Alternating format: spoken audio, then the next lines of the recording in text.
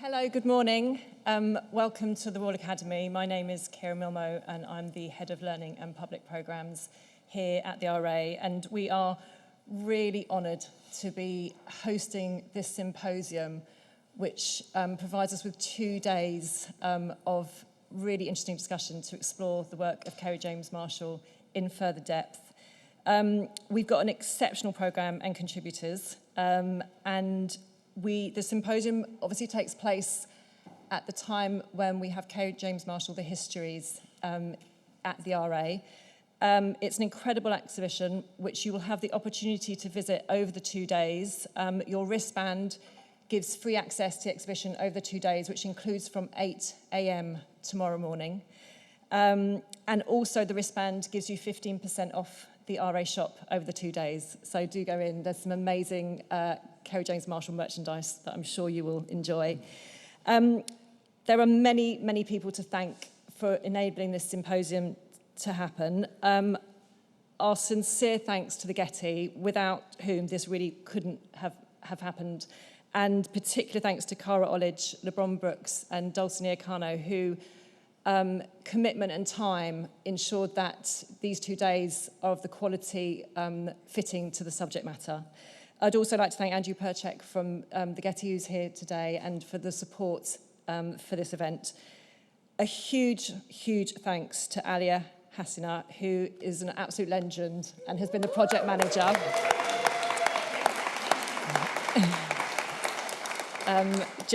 Tirelessly working to make sure that everything has been organised perfectly. Thanks to Mark Godfrey and Nikita Sena-Kwarshai, who for their contribution, not just on the symposium, but for curating this amazing exhibition. So thank you. All the contributors who've given up their time and providing us with the expertise for a rich couple of days. And thank you to the public programmes team and all the teams across the RA who also have contributed. Without further ado, enough from me, and I'd like to hand over to Andrew Perchek, who's the Interim Director of the Getty Research Institute. Thank you.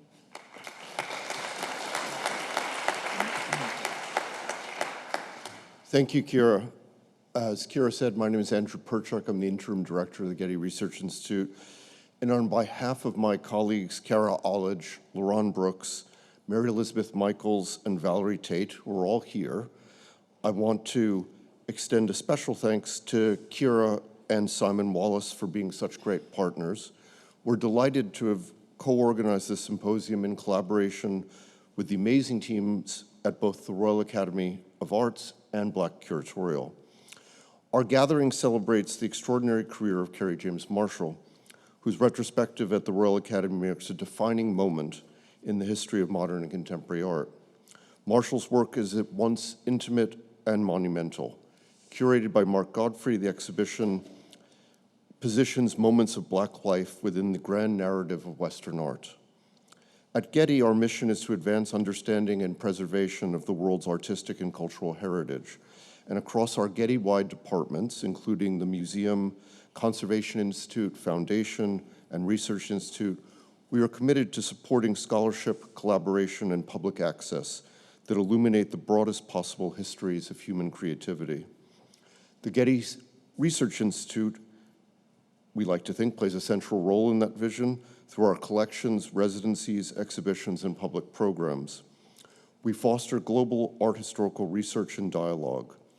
The African American Art History Initiative, or AHI as we like to call it, was launched in 2018 and embodies this commitment by expanding the archival record and scholarly discourse on African American and African diasporic artists.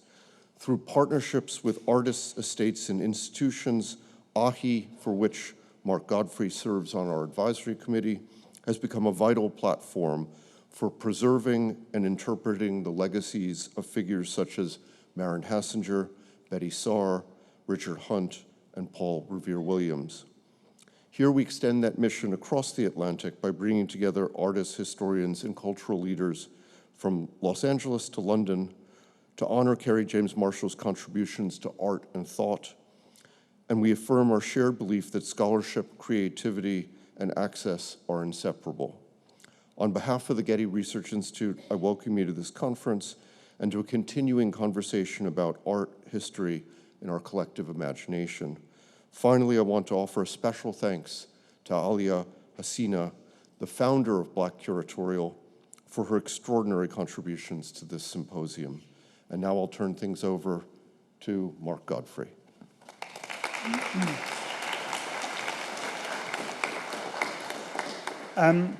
Thank you so much, Andrew and Kira. Just a few welcoming words.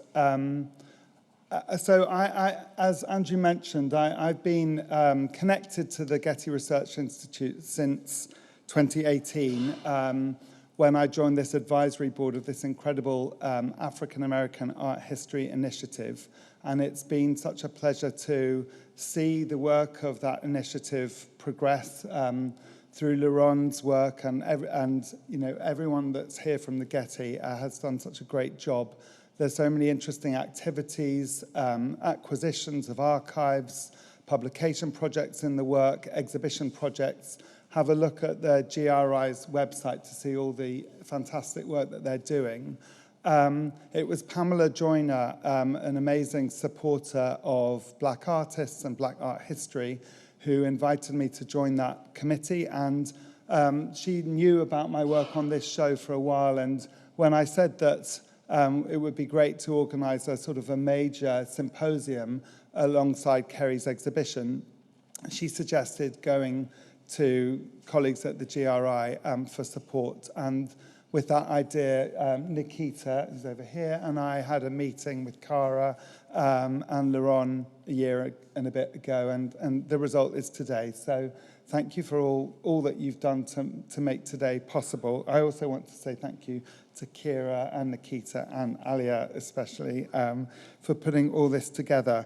I also want to mention that as well as the show upstairs in the Royal Academy, please, if you don't know about it already, visit the Tabernacle in Notting Hill, where there's an exhibition that's dedicated to Kerry's Rhythm Master project, to his comics, which have been published as newspapers, as limited edition prints, inserts in magazines and journals since 1999, and there are new works in that show as well. I just want to say that, you know, over the time that I've worked with him, I've realized how completely interested Kerry is in critical discourse. And this became ridiculously apparent a few weeks ago when there was a Zoom event to celebrate his 70th birthday. And Carmen, who's over there at the back, and I were on this Zoom, even though it was 1:30 in the morning in Britain.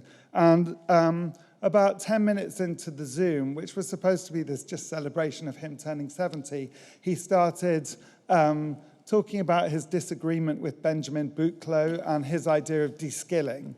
So, you know, Kerry can never stop thinking about kind of critical ideas about art. And with that in mind, I want to just mention that I think that, you know, he expects a critical discourse around his art. And the reason that he's not here is he probably thinks that his presence would hamper a critical discussion. He wrote to me, in fact, to say, quote, "The panelists have to speak to what the work does." And so with that in mind, I just want to encourage everyone here, the speakers and people in the audience, to really contribute your thoughts to what the work is doing. Please don't hold back. The new works particularly, I know, are provoking critical responses, none of which have been published yet, but we really want this convening to be a chance for people to discuss very clearly what they think of the work and what the work is doing. So now I'll move on to introducing the panel, having welcomed you all. So to ground the two-day conference in painting, which is what Kerry does every day, we've convened the first panel. I'll start, and then I'll hand over to Njideka Akunyili Crosby, an incredible artist based in Los Angeles, whose work I got to know a bit when the Tate, when I used to work there, made two brilliant acquisitions of just beautiful works of hers. And we met for the first time in her studio in Los Angeles in December, and I'm just thrilled that you're here to talk with us. Kelly-Christina Grant is here. You can read about her doctoral research in the pamphlets, which has bios of all the speakers. But I'm also thrilled that we'll be working together when this show goes to Paris, and I'm really looking forward to that collaboration and to thinking how Kerry's work will make meaning in Paris. And then the panel will conclude with a presentation by Tamar Garb, who was my PhD advisor and remains a great mentor and amazing friend, and just the most accomplished scholar, as you'll see.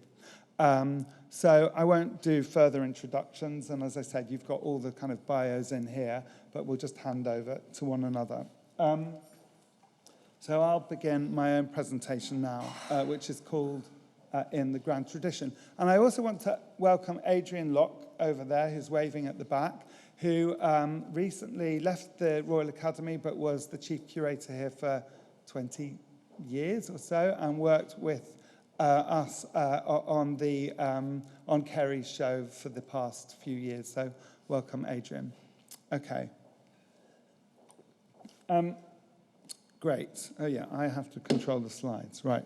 So over the course of the last few years, I've had the privilege and opportunity to look at around half of the works of this show that are in the flesh, in collections, in museum stores, and so on, and to write about most of them, which I did at length in the catalogue. However, since the exhibition has opened, I've been able to study all of them for hours and hours. I learn new things every day, and many works appear more materially quirky and more confusing than I'd first thought. In this short talk, I want to focus on those aspects of Kerry James Marshall's paintings that I have puzzled over during the past weeks. Knowing the many topics that will be covered in the next 2 days, I want to start our convening by grounding the discussion in materials and remembering that we are thinking together about physical objects, mainly made with acrylic paint, paper, glitter, canvas, PVC panels, with brushes, squeegees, stencils, and sometimes silk screens, and with a reminder that what Kerry does pretty much every day is to puzzle out how to make convincing artworks with these materials. And when I take groups on tours through the show, I always start with Untitled Studio from the Metropolitan Museum, which I placed in the first room to anchor the exhibition in Kerry's relationship to the Academy. This work, made with acrylic on PVC, features a painter making decisions about how to set up her painting of her model, how to position. And can I ask, by the way, before continuing, could we lower the blind that's up there that's getting... They're coming down, great.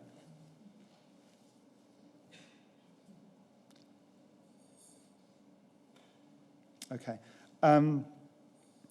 So the painter is making decisions about how to set up her painting of her model, how to position the model's head, how to light her, what kind of backdrop to use, what color backdrop to use. And actually, I think the post-its on the corner of that table are probably, her thoughts about what backdrop color it could be. She's probably tried out various colors and has come to red.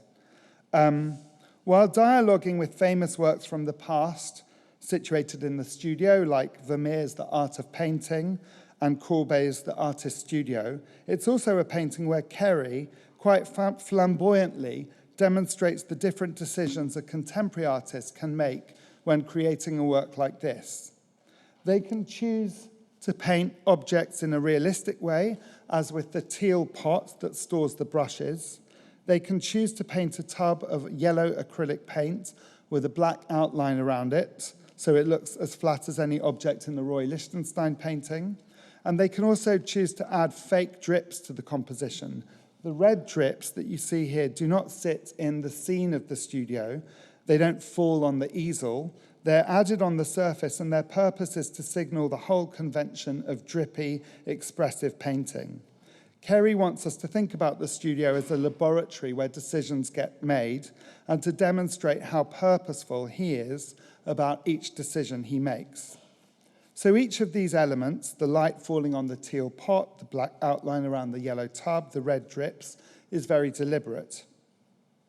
But this deliberateness about the final work doesn't mean to say that in the studio, Kerry doesn't face moments of indecision. In fact, intuition and improvisation are part of his process as much as planning and executing. Things in a painting must feel good, despite all of his statements that reveal a great suspicion about feeling in contemporary art. Sometimes Kerry can even release a painting for an exhibition and then realize that it doesn't feel right. Next to Untitled, the studio in this show is the Academy, which is this painting on the right here. After this was first exhibited in Vienna in 2012 in his show Who's Afraid of Red, Black and Green, Kerry asked to take the work back so he could make some changes. One of these changes was to add a sketch, and that's the two before and after, when it was first exhibited and what you see now.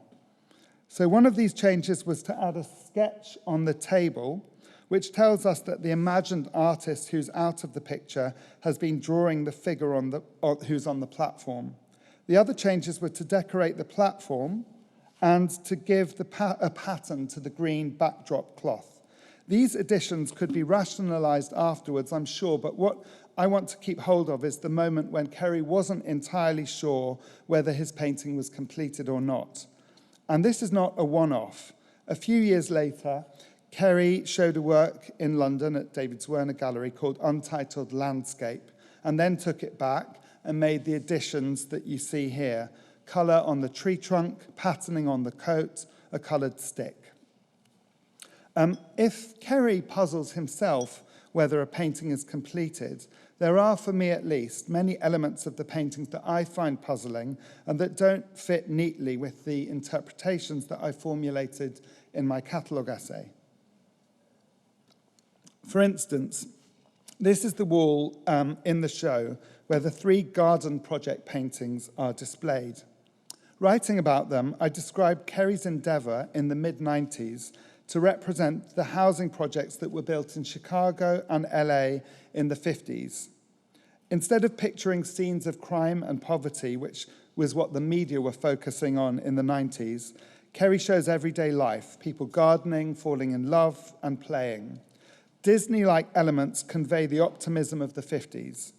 Aspects of the tradition of the pastoral in painting, from Titian to Manet, were used to depict projects that were all christened gardens by their planners.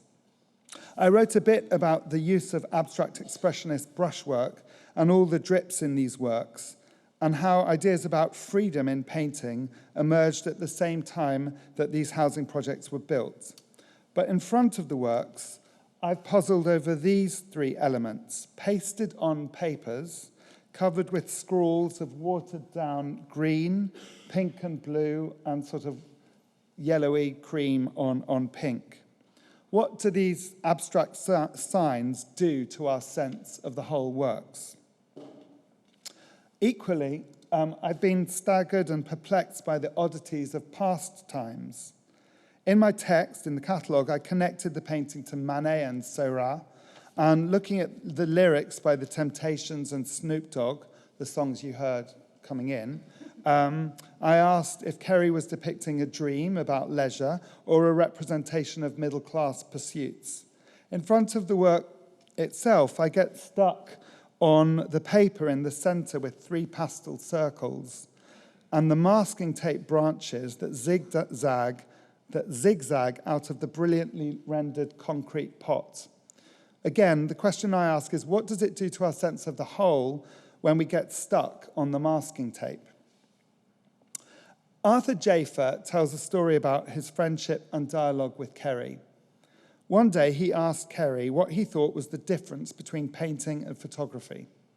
Kerry answered without a moment's pause, discrepancy. For Kerry, a photograph is too closely attached to its referent. A painting is always discrepant, and that's why he chose to work in painting, to offer a more complex relationship between a surface and the various meanings we make in front of it. Kerry has also described his continued battle against the photographic. Many of his contemporaries who he most respects, for instance, Luc Tuymans, work from photographs, but not him. This thinking perhaps explains why there are so many textures and puzzling moments in the surfaces of his works, moments that don't clearly contribute to a narrative or political meaning. Yet these passages remain perplexing, for me at least. For instance, I've spent a lot of time looking at the new work, and the one in the center here, 6 for 1, that imagines a celebration in the village of a tribe after its members have traded 6 human beings for a single horse, and perhaps for the bright cloths that they craved and that have been stitched into parasols and clothes. And I look forward to tomorrow's discussion of what it means for Kerry to make works about this subject at this moment in time. But in front of the painting, what puzzles me now is the difference between the very detailed rendering of jewellery, heads, oliphants, baobab trees, and then the extremely sketchy feet that seem half-finished or that almost disintegrate as they touch the ground. What does this way of picturing do to our sense of this scene? More than any other work in the show, in recent days I've been stopping in front of Untitled Club Scene from the Museum of Modern Art, which was the last work that Kerry has made on unstretched canvas, and perhaps a celebratory farewell for all that this format afforded him. In my catalogue essay, I'd contrasted this painting with Archibald Motley's Nightlife and Ernie Barnes's The Sugar Shack to think what it meant for Kerry to avoid making a spectacle of a nightclub scene. I also compared his central figure's pose and ambivalent attitude with the barmaid in Manet's Bar at the Folies Bergère. However, looking at the work, I'm increasingly interested in the contrast between the meticulous preparatory drawings which Kerry made to plan out the proportions of each table, chair, and banner, and the way he left drips and layers of acrylic visible at the edges. I'm also fascinated by how he treats light crossing air. There are poppy pink spotlights shining forward and 3 white spotlights shining down. Because the beams cross, Kerry had to decide how to paint different areas of darkness and brightness. I love these arcs, circles, zigzags, and the other shapes in the air. And maybe he was trying to capture the air in a club with smoke or fake smoke from smoke machines. There are also more colours of glitter here than in any of the other works. And I also enjoy the way glitter reflects the real life of the Royal Academy's spotlights, while 2 figures to the right of the work have this same red light reflecting off their clothes. And look at how much he enjoyed painting the 2 balloons so differently. The small squares applied through a loose stencil, and the pinks and purples squeegeed on, perhaps. And as Nikita and I have discussed, maybe a tribute to Jack Whitton's Pink Psyche Queen, a work that appeared on the cover of Art Forum shortly before Kerry made the painting club scene, and that you see here in the MoMA show this spring. With Whitton in mind, does the janitor in this work also call to mind pictures of him and Ed Clark in their studios? While Kerry was in London to visit the Royal Academy spaces about 2 years before the show opened, he visited the Courtauld and texted me a photo of the Manet that I just showed, plus the Van Gogh self-portrait, with a single line reading, "This is why we keep doing it." A few weeks earlier, I'd been in Chicago and I'd seen the drawing for 6 for 1, and later back at my hotel, I texted Kerry a picture of David's intervention of the Sabine women, as I'd realized that the 2 compositions were similar. And he just texted back, "in the grand tradition," which is how we get the name of this session. Now, I want to return to Untitled Club Scene for some final thoughts on what this grand tradition means to him. The art history books that Kerry encountered as a student and as an adult, and the writers whose intellect he most admired, even if he disagreed with them, argued for a linear idea of art history whereby one movement responded to and replaced another. This meant that if you started making figurative paintings after Mondrian and Newman, you were necessarily an anti-modernist, and that implied for these critics a regression, a kind of conservatism. And if you drew from various styles of the past, you were a postmodernist who effectively treated those styles as dead material to be played with in a knowing and ironic way. Kerry clearly has a great respect for the grand tradition of Western painting. He said several times that any serious contemporary artist must be aware of the major moves made before him in order to meaningfully make original work. Talking with Jennifer Packer, he notes that with each important new move in the history of painting, the range of possibilities open to the contemporary painter reduces. You cannot be a contemporary painter and produce a painting that looks just like a Caravaggio or a Manet. But this does not mean that as time goes forward, their modes of painting have to be deemed conservative or used up or treated with ironic distance. And this is where he disagrees with art historians who propose a linear model of art history as a progressive narrative of styles, one where one form of art renders an earlier one invalid. This model of art history simply does not make sense for Kerry. I've noticed in the past few days that there are 7 banners hanging in the imagined club. Since I don't believe there are any coincidences in Kerry's paintings, I now connect these 7 figures with the 7s you see here from the painting Voyager and the 7 Orishas in the Yoruban pantheon, the subjects of his African powers prince. Anyway, these 7 banners may allow us to think of Kerry's approach to art history. Anyone who enjoys music might one day listen to soul, another day rap, another day jazz.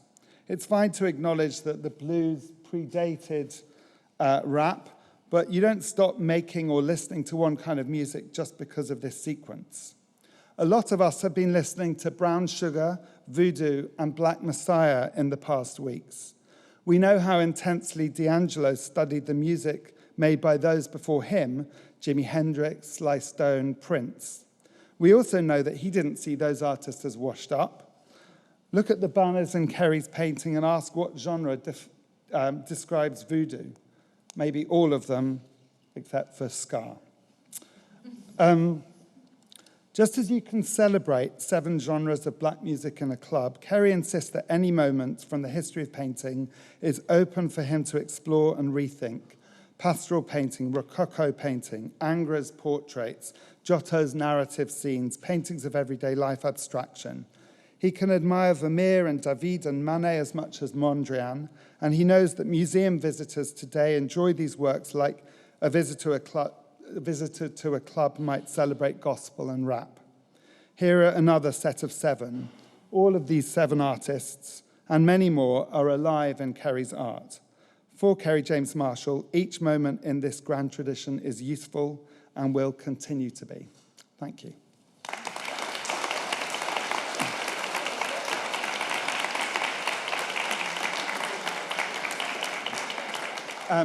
Njideka.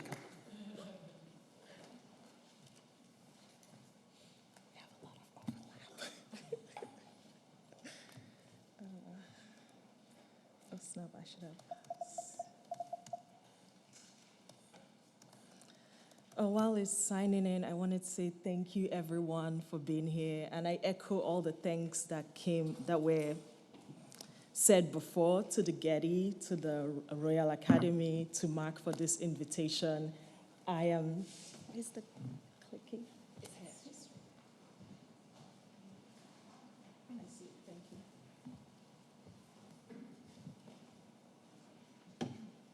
you. I have to make sure I don't mix the waters. So sorry, I have to do like a double clicking from this to that so I can see my presenter's notes. I am so excited to stand here to talk about Kerry, a painter that holds such a big place in my heart. I first encountered Kerry James Marshall's work when I was at graduate school at Yale. So before graduate school, I had gone to the Pennsylvania Academy of the Fine Arts, which is probably similar to here. Like I walked through the cast hall. We had a cast hall at the Pennsylvania Academy. So it was a school that really taught painting in this very classical tradition. We painted from life, we painted from still life, we painted from the model, morning till night, 5 days a week. And when I went to museums, the works I loved and responded to were people like Titian, Zurbarán, Velázquez, Manet. So this really was the tradition I wanted to work from. But when I went to grad school, I really struggled the first year. And every time I had a review of my work, it was always this, it feels old, it's not exciting, it doesn't speak to noun. And so the challenge I had for myself is how do I make this tradition I want to work from speak to my world and my time? And for a long time, I didn't know how. And everything changed when I saw this. Yale must have just bought it because it must have been 2009, 2010. This is Untitled 2009. So it was one of those days where I was having a difficult day in the studio. I walked into the Yale Museum. I had heard of Kerry, but I had never seen her work in real life. And this is one of those art experiences I will remember for the rest of my life. Now, I'm getting goosebumps talking about it. I stood in front of it speechless. I might have even had my mouth open. But it's one of those encounters when time slows down for you and your world is remade. It really was for me, where I know like the person I was before I saw this work and the person that was leaving that museum were not the same people at all. This work became my lodestar. I went to the Yale Museum multiple times to look at it when I was bored, when I was stuck in the studio, when I needed inspiration. And I mean, one little thing I can point to, like, why was this work so exciting and life-changing for me? I talked about going to the academy, and it was a very strict painting program, down to them teaching us how to lay out our palette and what colors to have on our palette. And one of the things they drummed into us was you do not put black on your palette. I don't know if this still lives on in academies, but you didn't put black because it was not a color. It muddies colors, it dirties things. If you wanted to paint with black, you mix it. So imagine going 5 years, having this thing drummed into your head, and you're standing in front of this thing that is changing your world. Not only is he using black, the figure is fully painted in black. It's not even a little thing, it's like a full linen. And so it just is this moment where I realized, oh, I do not need to follow the rules. I can still use this tradition, but create my own thing. And I'll try and break down other reasons why this painting mattered so much to me. So one of it is that the painting, I could tell,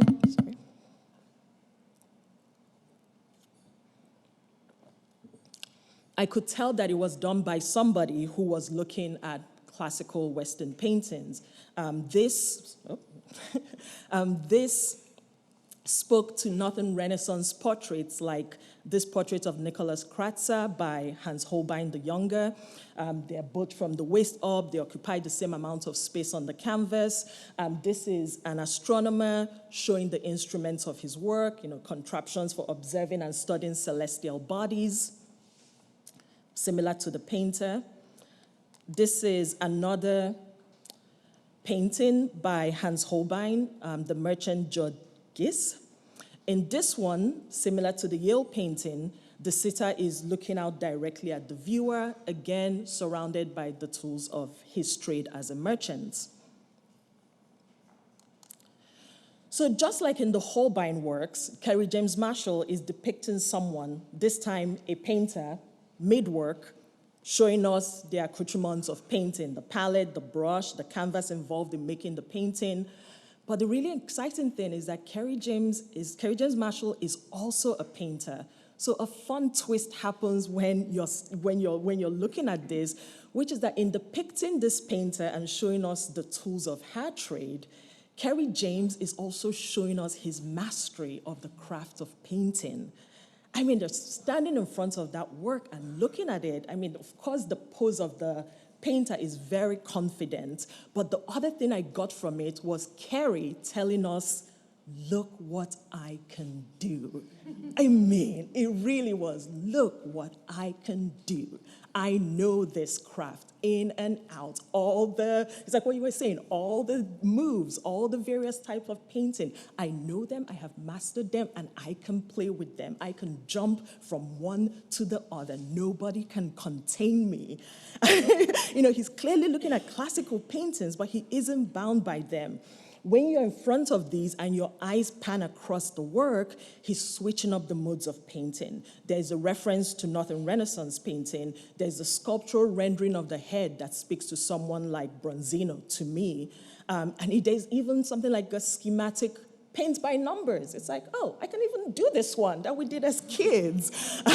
And the thing that really struck me looking at the Yale painting was the palette, where what paint does is switched up. In the rest of the work, the paint is describing forms, and then you get to the palette, and the paint is the form. It just becomes what it is, as annoying as that phrase is. And at this point, I wanted to talk about another painter, a contemporary painter I like that I was thinking of as I put this show together.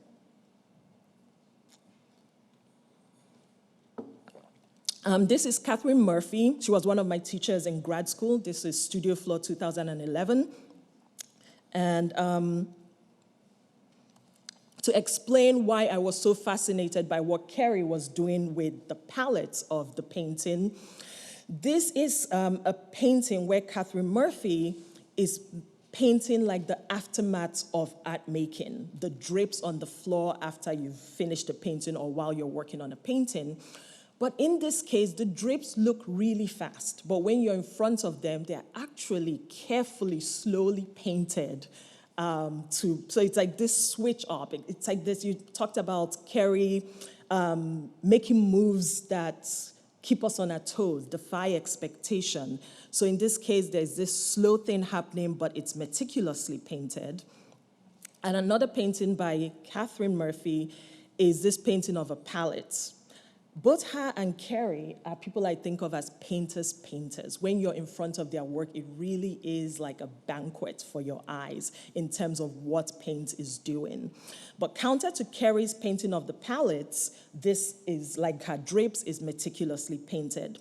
And a quote from Kerry that I thought was relevant here is he said, "Artists are not magicians or shamans, prophets or seers.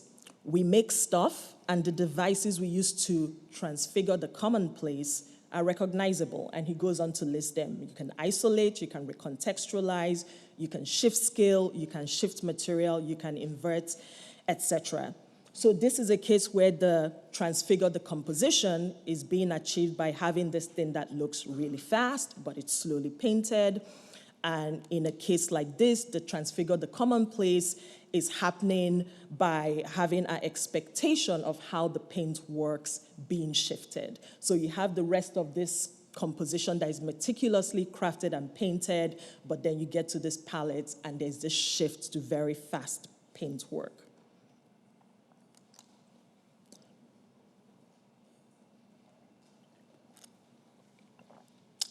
This painting is a great example of this range I was talking about. And I'm going to breeze through this because he already touched up on it so beautifully. But Kerry is playing with abstract expressionism, like on the palette.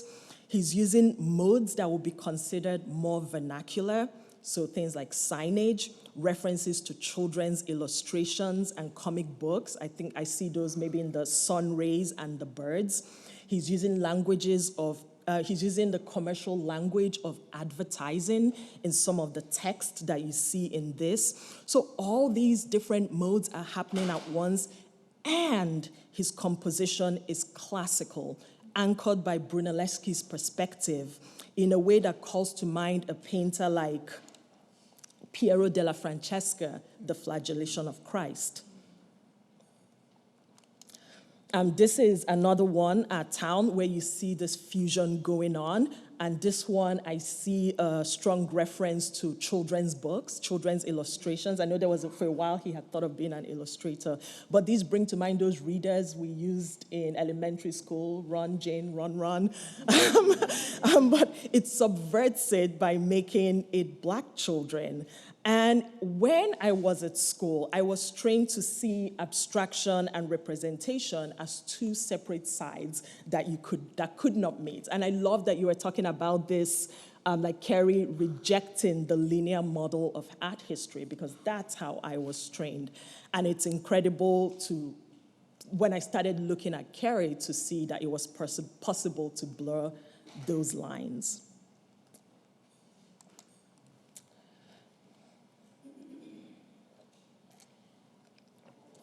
This is just the composition on this in meticulous, and I saw this when his show Mastery came to Los Angeles, and this piece was a joy to stand in front of. I'm just really thinking of the specificity of his work. For instance, I don't know if the cursor is not working, but like that can, which you talked about, if you see this work and you look at that can, it's almost like a weird thing happens in your brain where if you have seen those pebbled cans in real life and you see that painting, you almost feel like you can feel the texture of it like under your hands as you're looking at Kerry's painting.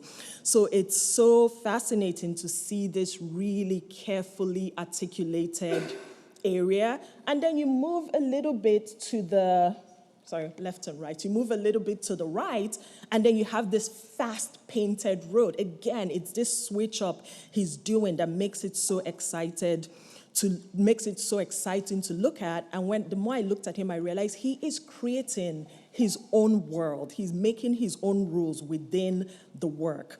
And there's a quote by Luc Tuymans where he describes Kerry's work as a closed world encapsulated within a particular time frame where every detail matters. And just seeing his work and studying him more made me realize that I could break out of these rules I had been taught. I could dictate what happens within the space of my work. And I can create my own rules, but still work within the classical traditions. So at this point, I'm going to show an example of my work. This is one at the Tate, and I'm playing with difference, combining different languages of image making, so working with painting, drawing, printmaking, and collage. But I'm playing with other differences, inside, outside, playing with space and location, my Brooklyn apartment with my grandmother's house in the village, and of course, the black tights were my little wink to Kerry. He was so important to me, I wanted to just make that lineage clear. This is Diego Velázquez's Las Meninas. And of course, Kerry's The Studio, which is like his revisit version of the composition of Las Meninas. There's a clear compositional relationship to the Velázquez, and I mean, this is another incredible painting. They all are. I have to stand in front of. This could be its own full representation. A few fun things to point out, which Mark already did, and one of it is the red drips. It's like this point where the painted space and reality collide. Kerry is making a painting of a painter, but as he's painting the painter painted, there is this drip that happens, and he leaves it, and it's like, Kerry the painter and this thing the painter is doing inside just mush up. But then also, there's so many incredible moves you can talk about in this work. But another one is like the dog under the table. He's taking all this time to render it, but then he puts this big black outline on it. So it's like, and I took out the slide after this because I'm already running over, but it's a sketch of him planning for this work. So you can see the deep perspective drawings he did. So he's putting a lot of work into creating this three-dimensional space, but then he does the outline and he just pushes everything back again. So it's this thing where he's always showing you like, oh no, I'm creating my own rules even within this tradition. So as I was going back again to graduate school, I did go back to that work a lot of times. As I was in front of it, I felt like I intuitively understood a lot of what Kerry was doing, because it resonated with what I wanted to do, which is work from this tradition, but figure out a way to not make it feel noun. And I kept going back to it. And the reason why I kept going back is I wanted to figure out the how and the why and the how he was doing it. I knew the what, because I felt if I could answer those questions, it could help me crack open my practice and figure out how to move it forward. So at that time. So something that happened is that I took a class in graduate school. The first was on Caribbean diasporic literature, and later on post-colonial theory and literature class. And the reason why I took those classes is I felt the writers were doing what I was interested in, but doing it with the English language, writing from a tradition they inherited, but finding ways to take ownership of it. So I felt like if I could figure out their strategies, maybe I could transpose them onto art. And it was interesting to start taking that class and studying the strategies that they were using and realize, oh, these are some of the strategies that I am noticing in Kerry's work. So this is a work of mine, and what some of the strategies writers use to signal their otherness. I mean, the main thing that runs through all the different strategies is like this rejection of a correct version of English, like one correct version, which is like what Kerry is saying, there's no this one version, you can mix and match. So they're taking a language and saying, asking questions like, what if I let other dialects, I let other variants, I let vernacular into this space, what happens then? And in doing that, the language is altered and they can co-opt it.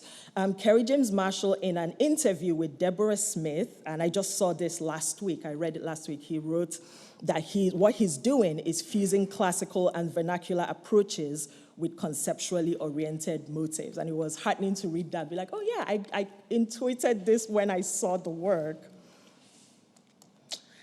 So in the book, The Empire Rides Back, Bill Ashcroft, this is again talking of post-colonial writers, he goes through the various strategies that writers use to co-opt and subvert the English language to achieve what he describes as a radical conceptual transformation and liberation. And when I read that, it was this, oh my God, this is what I have seen in Kerry, this radical transformation that leads to liberation and this this pushback against the canon and who is rejected and who is not there. And because what's happening is not just a subversion of language alone, whether we're talking of English or the painting tradition, but it's a subversion of the entire system of the cultural assumptions on which these canons are based.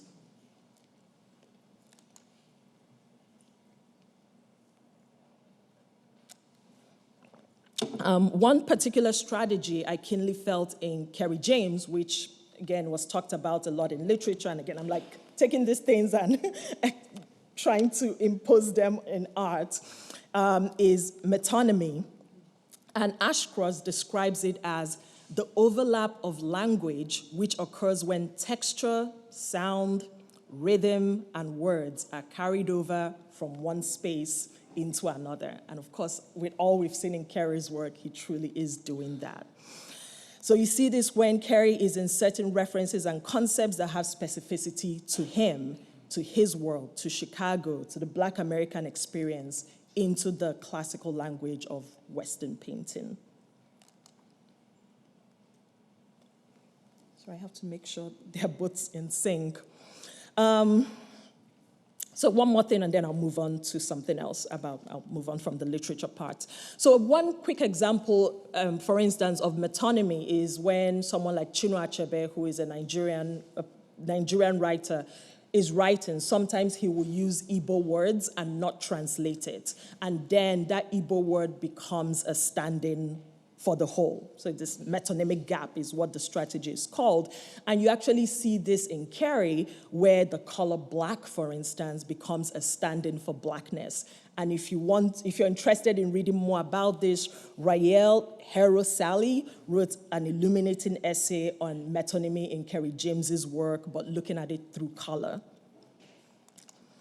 Last thing to talk about, but I've already mentioned it a few times, is specificity in Kerry's work. A specificity of place, specificity of time, specificity of culture. It's something that seeing him do it encouraged me to do it more in my work, because it's one of the strategies that you can use as well. Like this couch, the couch, the chair, the table, the paintings on the wall, you almost feel like this is a specific house in a specific time in a specific place. Everything is carefully thought about and picked up. And you can see specificity being something I pay attention to as well, creating this living room based off very specific things in the various living rooms I grew up with. And something I noticed as I was putting this presentation together is the connection between the memorials in the back and the commemorative portrait fabric of my late mother that is in the back of this work.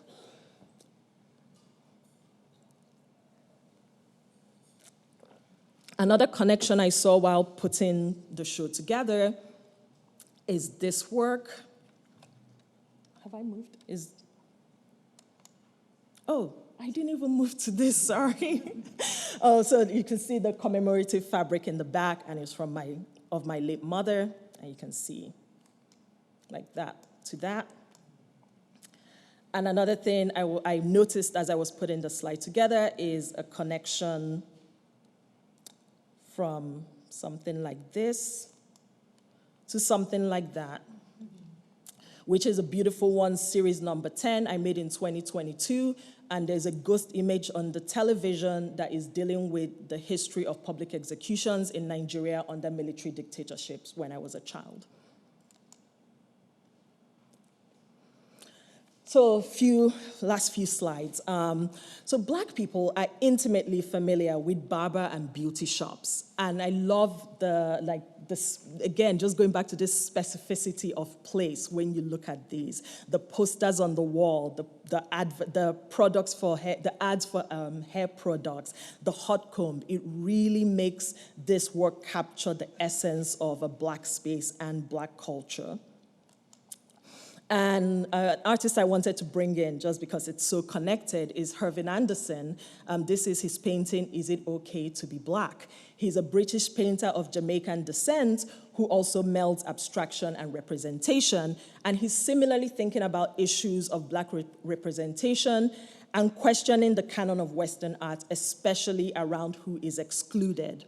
So this work and Kerry's work, the attention to the specific objects in the space, bring to my mind a quote by Brenda Cooper in the book A New Generation of African Writers, Migration, Material Culture, and Landscape. So in this quote, Brenda Cooper is talking about metonymy in writing and why it's an effective strategy. So the quote goes, "The massive weight of little events, small solid possessions, and apparently insignificant happenings are what embed one in one's time and place. A visit to the supermarket, the bus ride to work, the tea break, the preparation of meals, in this case, going to a barber shop. The list is infinite, and the details may be minute, and yet, this is the fabric that comprises social lives and identities." And I love how this feels specific, but it's like specific to its own place, like the soccer image on the wall ties it to here as opposed to, say, Chicago. This work is Ejunana Aga Opolon Kolikoya, which is something my dad had said to my husband when we were moving to New Haven. And the proverb translates to, it's hard to do a full translation, but it's kind of like when a snail moves, it drags its home along with it. So I was thinking of it as this like objects I collect whenever I go home and bring with me, and I'm always putting them in my work. And when I read that Brenda Cooper quote, it all made sense. Like, these objects are a stand-in for home for me. And this is the last slide. Again, just because this is a wonderful piece, it's one of the ones I go back to. I could, again, a full presentation can be done on this, but I am over my time. But I was thinking of Kerry James Marshall has talked a lot about going to museums, not seeing Black people, wanting to paint them into existence, paint them into the space, paint them into the canon. And I wanted to end with this quote by George Gebner, the former dean of the Annenberg School of Communication at UPenn, that I feel ties into like this quest that Kerry sets for himself at such a young age. And he said, representation in the fictional world signifies social existence. Absence means symbolic annihilation. Thank you.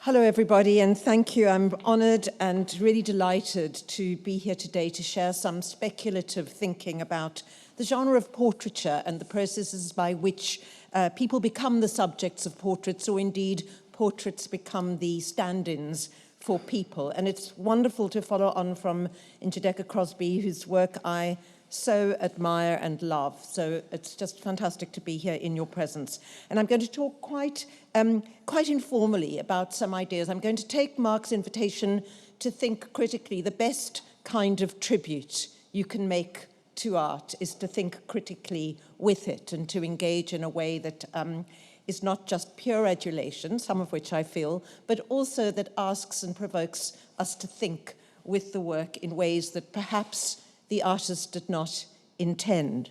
So I've taken up the subject of portraiture as the beginning, not least because, of course, we are asked to think about the genre of portraiture in the very poster for the exhibition, and the idea of history and thinking historically and thinking with historical genres is embedded right into the practices we've already heard so much today, but also into this exhibition and the way that it is framed. So on this poster, we have a figure that stands in for a portrait of a painter. And I suppose I want to open up to question the problematic of portraiture right at the start, and to ask whether indeed this is a portrait, or whether it is a form of figuration that plays with the genre of portraiture in ways that open it up to question. Of course, at the heart of Kerry James Marshall's practice is this idea of bringing people into subjectivity, particularly, as we've heard already, questions of erasure, invisibilization, the making of making invisible various subjects. How do they come into being, and how are they made into individuals, often named individuals? How do they come to be the subjects of portraiture in what I would like to call a process of, and I'm going to make up a new word, portraitification? So if we think about the process of becoming the subject of portrait as indeed something that is to do with a set of conventions, then I think we can open up some things to discussion.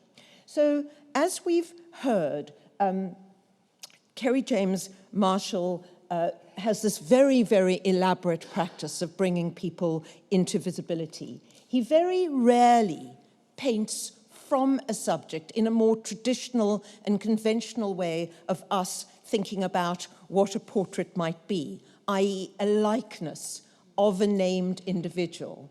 And this particular portrait, not in the exhibition, is the recent portrait that he made of Henry Louis Gates Jr., Skip Gates, the renowned American scholar, writer, filmmaker, professor and director of the Hutchins Center for African and African American Research at Harvard, etc. His work will be known to many of us.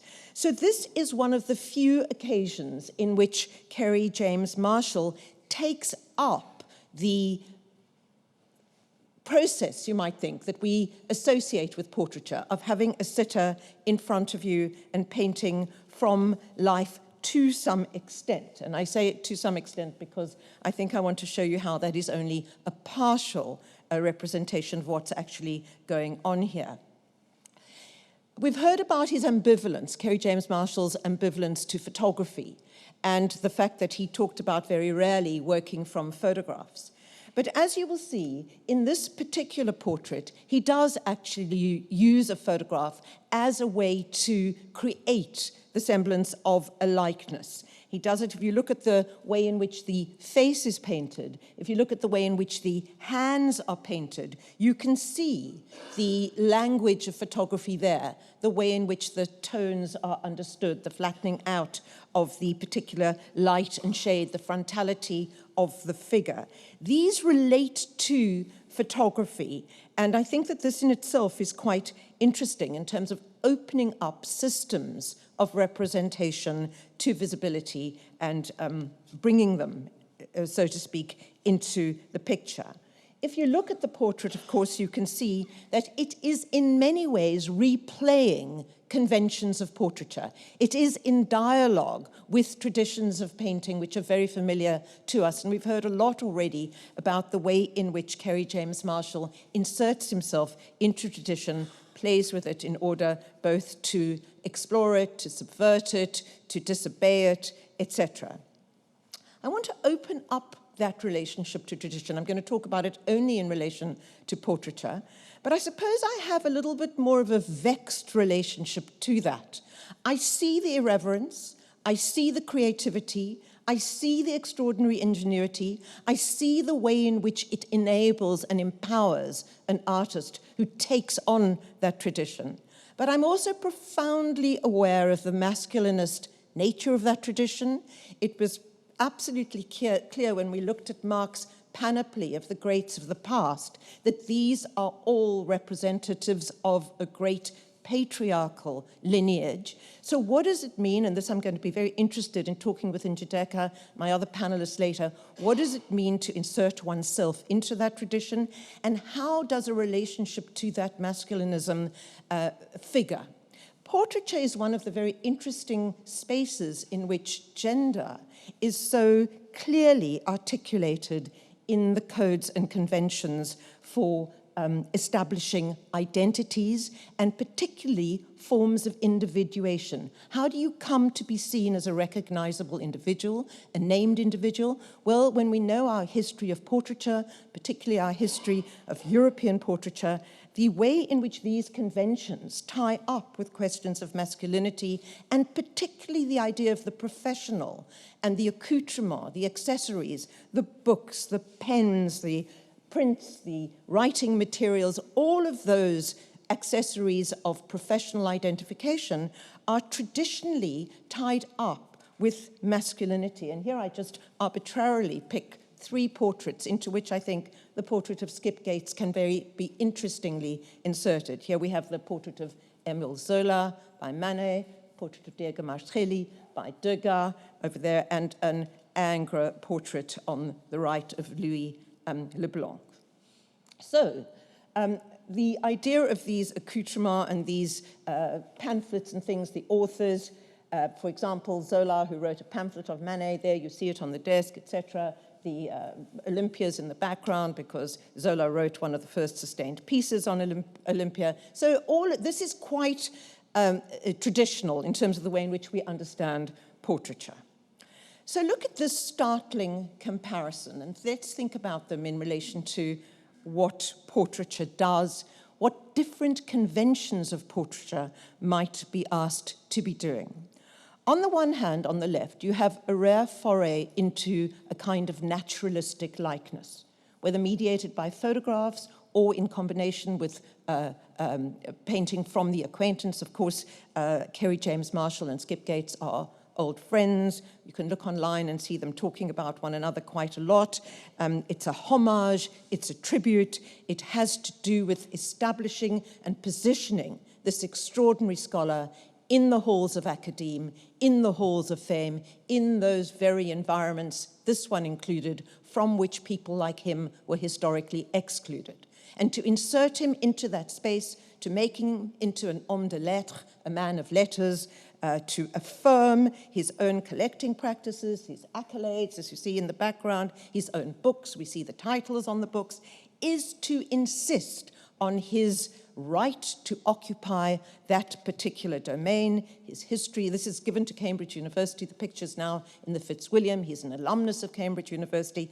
It's very, very firmly to assert and to insist that this man who looks like this, who has these skills, these accomplishments, this fame and repute fits and sits within not only the tradition, but within these halls and claims his space. And in that, I think it's an extremely powerful intervention. It is at the same time a far cry from the kind of abstraction that was at stake in this extraordinary painting, one of the most troubling, most difficult, and to me, most compelling works on the exhibition. A work that Kerry James Marshall describes as a portrait of the artist as a shadow of his former self. Does it, in fact, participate in the genre of self-portraiture? And what is it to represent the self through the particular filters and abstractions and frames of racist caricature, which this work is known to be engaging with? So there is a kind of deep unease, a deep disquiet that seems to me to be embedded in the forms of both figuration and simultaneously abstraction that are at stake in a work like this one. These works are 40 years apart. They relate to the role of portraiture in very, very different ways. And whereas, as I've said, the Skip Gates portrait is about naturalism and about claiming a space in the halls of fame and in the great tradition, the self-portrait in the mask of racist caricature has a kind of anger, a kind of pain, a kind of brutality that is deeply unsettling because of the way in which it engages with filters of representation which have to do with racist caricature and stereotype. So the mask of respectability faces here the mask of spectacle. Two kinds of masking, and I think the naturalistic mask is itself a mask. It's no more true than the mask of spectacle. There is a level of abstraction that's engaged always in the act of painting and in the act of making, and in the bringing into being of a subject, what I would like, as I said, to call the portraitification of the subject. So the assumption with portraiture is that we know who the sitter is and that a portrait depicts a sitter after the event. What I want to open up to question is whether indeed the subject, the named subject, is in fact the product of portraiture rather than anterior to it. And we'll come back to that in a minute. But let's go back to this painting that so many of us are interested in. And I'm not going to rehearse the points that have already been made about this particular painting. But I do want to open up to question whether it is, or how it is, shall we say, the portrait of a painter at all. Of course, it represents a figure of a woman with a palette and a paintbrush, and behind her is a duplicate of the image of her. It is about those very points that we've heard of professional identity, the artist with all the accoutrement of their trade. But if we go back to the history of the way in which painting historically has been allegorized, of course, painting was traditionally represented in the figure of a woman. We can go back to Cesare Ripa, to the Italian 17th century emblem maker, and to the first allegorical representations of painting, in a time in which it was very difficult for women to be painters. We know that this metaphorization, this allegorical use of women's bodies is endemic to the Western tradition, but doesn't necessarily involve the empowerment of actual women as artists.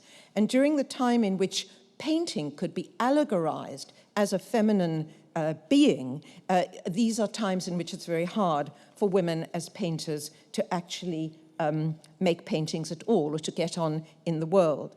And when you look at self-portrait, like Artemisia Gentileschi's self-portrait as the allegory of painting, you see in some ways the very privileged position that a woman artist can have, because she can both paint herself as a painter and as the allegorization of the very craft that she is engaged in. This is something that's not open to the male painter, somebody gendered as male. They can paint a woman artist painting, but that cannot also in the same way stand in for the self and the allegory at once. So I think that that opens up very interesting questions about to what extent and how Kerry James Marshall's image of the figuration of the woman painter is an allegory for painting. And that the palette that we've already heard so much about, which is this extraordinary space in which the material and the medium of painting is allowed to live in this rich way, comes to stand in for his touch, but that the person on the surface of the canvas here stands in for the allegorization of painting, and indeed refers back to paintings like these by women artists themselves. These are by Vigée Lebrun from the 18th century, a very interesting time because this is a time in which women artists do have, of the aristocratic classes, do have a particular kind of access and power to taking on the role of painter, and have actually are allowed to be admitted to the academy. But it's interesting also to think about somebody like Mademoiselle Benoit, who you see over here on the left as a self-portrait, painting herself and painting the image over there on the canvas. She is most famous, though, for this Portrait d'une Négresse, as it was called, subsequently renamed once the model's name of Madeleine was discovered. It has recently been called the Portrait of Madeleine. It opens up all sorts of questions around identity, blackness, race, and the way in which the black body, so racialized, so described, can be subsumed into and seen to dialogue with the great tradition. So there is a tension and there is an anxiety that is at stake when the racialized assumptions and the assumptions around whiteness of that very tradition and the assumptions around masculinity of that very tradition come to be opened up to question in painting. There is a deep degree of unease and discomfort in taking on the grand tradition, both in relation, I think, to race and in relation to gender. And if you look at the opposition of two works like this, where David's portrait stages a kind of classical whiteness as the unseen and as the unspoken substrate of that very tradition, not described as white, not called out in relation to racialization because of the assumption of a kind of standard of so-called flesh and the classical and ideals of beauty. It's when the figure is seen to have a dark skin and becomes racialized that the question of blackness comes into visibility and into discussion. And of course, this is the kind of thing that Zanelli Moholy so brilliantly takes on. And I wanted to open up the question of the abstraction, as I've called it, of blackness in the way in which the literalization of the pigment is made to be part of the work. So we've talked about, and Njideka beautifully talked about the way in which Kerry James Marshall disobeys the rules against using black as a color and takes on and deepens blackness, in fact, literalizes blackness, makes it so black that it has very, very little to do with the color of anybody's skin and more to do with the filters and frames and racialized processes through which skin is described and explained. And that is indeed exactly what Zanele Muholi does in the post-production process of her photographs, where the color is, or the tone, shall I say, the tone is heightened in order to create this very dramatic contrast between a darkened skin, a blackened skin. You might say, and I know that I say this with a great deal of anxiety because, of course, of its racist assumptions, but there's a kind of blackface, in inverted commas, that is being staged in order to open up the question of racialization as an abstraction. And I think that that is also at stake in Kerry James Marshall's work. And you see it in these, just taking these details of the three heads, putting them together, that the way in which the blackness of the flesh is heightened and turned into a kind of mask opens up questions of blackness as an abstraction, as an order of representation, and indeed as something that can have very, very deathly in some situations, or in other situations, very powerful, let's say, implications. It's not an innocent, it's not a neutral operation. So interesting to go back to this comparison, and I can't believe that Kerry James Marshall was not on some level thinking about Vigée Lebrun's extraordinary self-portrait, or at least this tradition when he made this work. If you look at the décolleté, if you look at the hair, the hat, if you look at the draping of the shawl, if you look at the holding of the palette and the relationship of the hands, if you look at even the tones of blues and pinks, etc. These are very, very resonant over here. And so one wonders if Kerry James Marshall is taking on, as I've indicated, the allegorization of portraiture in the guise of a portrait. He's thinking really about the whole process of painting and the artifice of painting. He has called his figures rhetorical figures. That is the phrase he has used to describe the way in which his figures inhabit space and inhabit history. They become rhetorical figures. They stand in for something beyond what they appear. And of course, Vigée Lebrun's self-portrait is itself haunted by Rubens's portrait of the woman in the straw hat. So there are many, many layers, but interesting here to weave in a woman artist in the midst of this particular tradition. Okay, so I won't dwell on the literalizing of painting in the palette, because others have already said that. And I think that it's clear that this is very importantly what is going on here.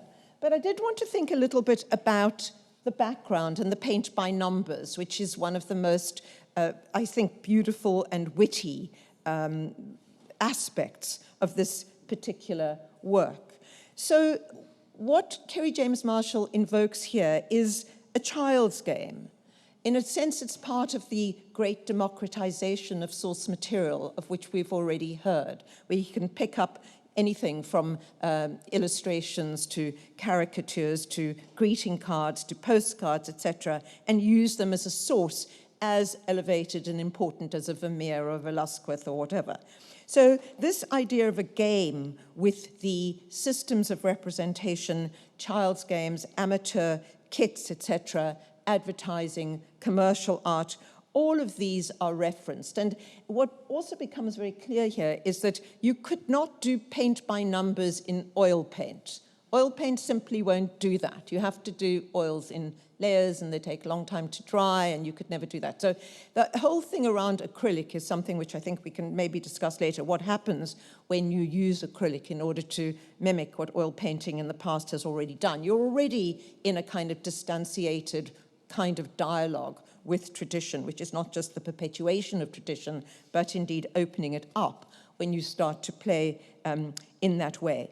Now, some of you might know something about the history of paint by numbers. I certainly, as a kid, grew up with them. They were invented in the 1950s in America by the Palmer Paint Company in Detroit, and they are part of an opening up of the craft-based idea of hobbies and Sunday craft schools, etc., where everybody could be a painter because everybody could fill in the squares. And I think that that idea of the democratization of painting is very important. And of course, there are artists like Andy Warhol himself, who in the 1960s made whole series of paintings around paint by numbers and joining up the dots and these sorts of amateurish kinds of practices. So I think that, as we've heard already, these become a cipher for or a replacement in Kerry James Marshall of thinking about the democratization of material and a very, very self-conscious engagement with forms of inscription and forms of reproduction that painting can stage. And we've seen that in both these extraordinarily installed works in the show, in which the act of painting comes to be thematized in very, very literal ways, and the figure becomes a kind of type, allegory or metaphor or rhetorical figure, you might think, for painting. But we don't know a sitter. And when you think about portraiture, usually, or almost invariably, you associate a portrait with a named individual or a sitter. We do not have the names of sitters in portraits like this, which lends me again to think about them in relation to allegory. But of course, he is not the first to take on the idea of the type, to take on particular kinds of characteristics and associations, showcasing facial expressions or particular identities in things that look like portraits, but actually are not portraits at all. And I show you, for example, the two examples from Frans Hals. They're called Troni in Dutch. These are works which look like portraits, but nobody is fooled into thinking that we know who the person is. Somebody might have modeled for them or not, but they are about distilling certain characteristics of individuals, laughter or certain expressions, or they serve as studies, you might say, of human expression rather than as individual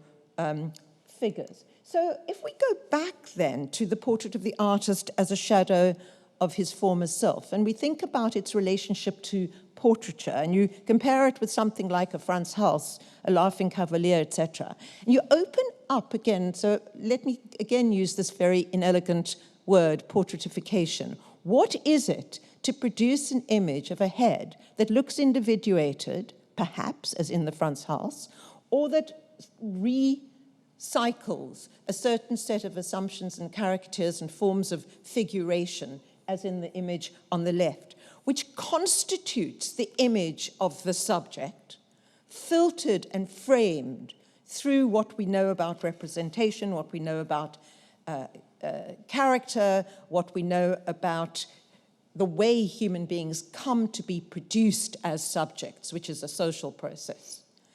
So if we think about the social process through which Kerry James Marshall figures an image of himself, portrait of the artist, via racist caricature on the left, or you think about the Frans Hals on the right, which is about the distillation of character and not really a named individual. What is going on in these sorts of comparisons? And these sorts of obvious references in the Kerry James Marshall to Al Jolson, for example, the jazz singer, again going back to the idea of the abstraction of blackface and the harm and the hurt of racialization. I draw here on writers like Achille Mbembe, who have written so brilliantly about the way in which coming into being as a racialized subject is in itself a form of dehumanization and can also, on the other hand, also be mobilized as a political identity which has power. These are complex debates, but I think that they are opened up by painting like this image on the left. What about then this idea of fabulation and invention, when we don't know what historical figures look like, but that through the process of portraiture, an image or a visage or an identity is produced? One of the most troubling and difficult paintings, I think, on the show is the portrait of Nat Turner with the head of his master, which takes on a historical figure, Nat Turner, who was involved in a rebellion of enslaved people that resulted in the death of a whole number, 50-odd white men, women, and children, and then retributive killing of people racialized as black and former slaves or enslaved people at the time.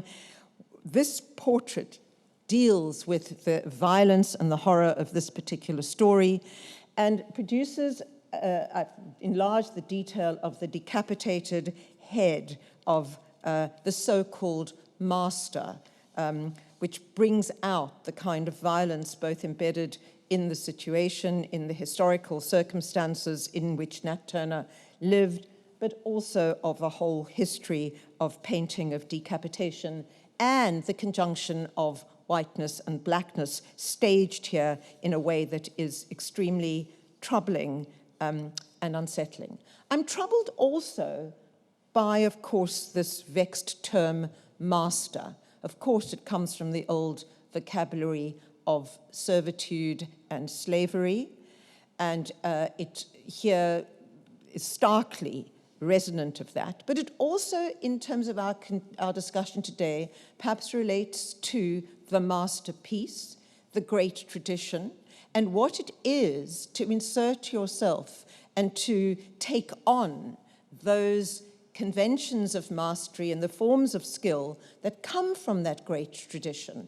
So who is the decapitated head, and what is the decapitated head, and what is the relationship of Nat Turner to the decapitated head and to the ideas of mastery, if we see that mastery as standing in here for whiteness, and if we see the great tradition as itself imbricated in a kind of whiteness and masculinity, really, that is so deeply embedded with it. So I open those up as questions for us to think with, and things that have really exercised me in the now many times in which I have been in this exhibition.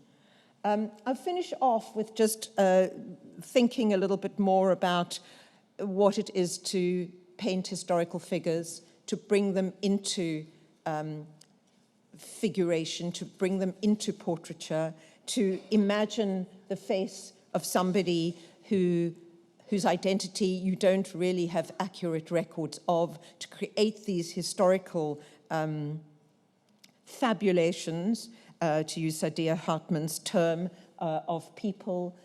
For example, in his Phyllis Wheatley-Peters pen and ink drawing, beautiful thing on the show, one of my favorites, to some extent based or drawn from this particular little vignette that appeared in the frontispiece of her extraordinary book of poetry.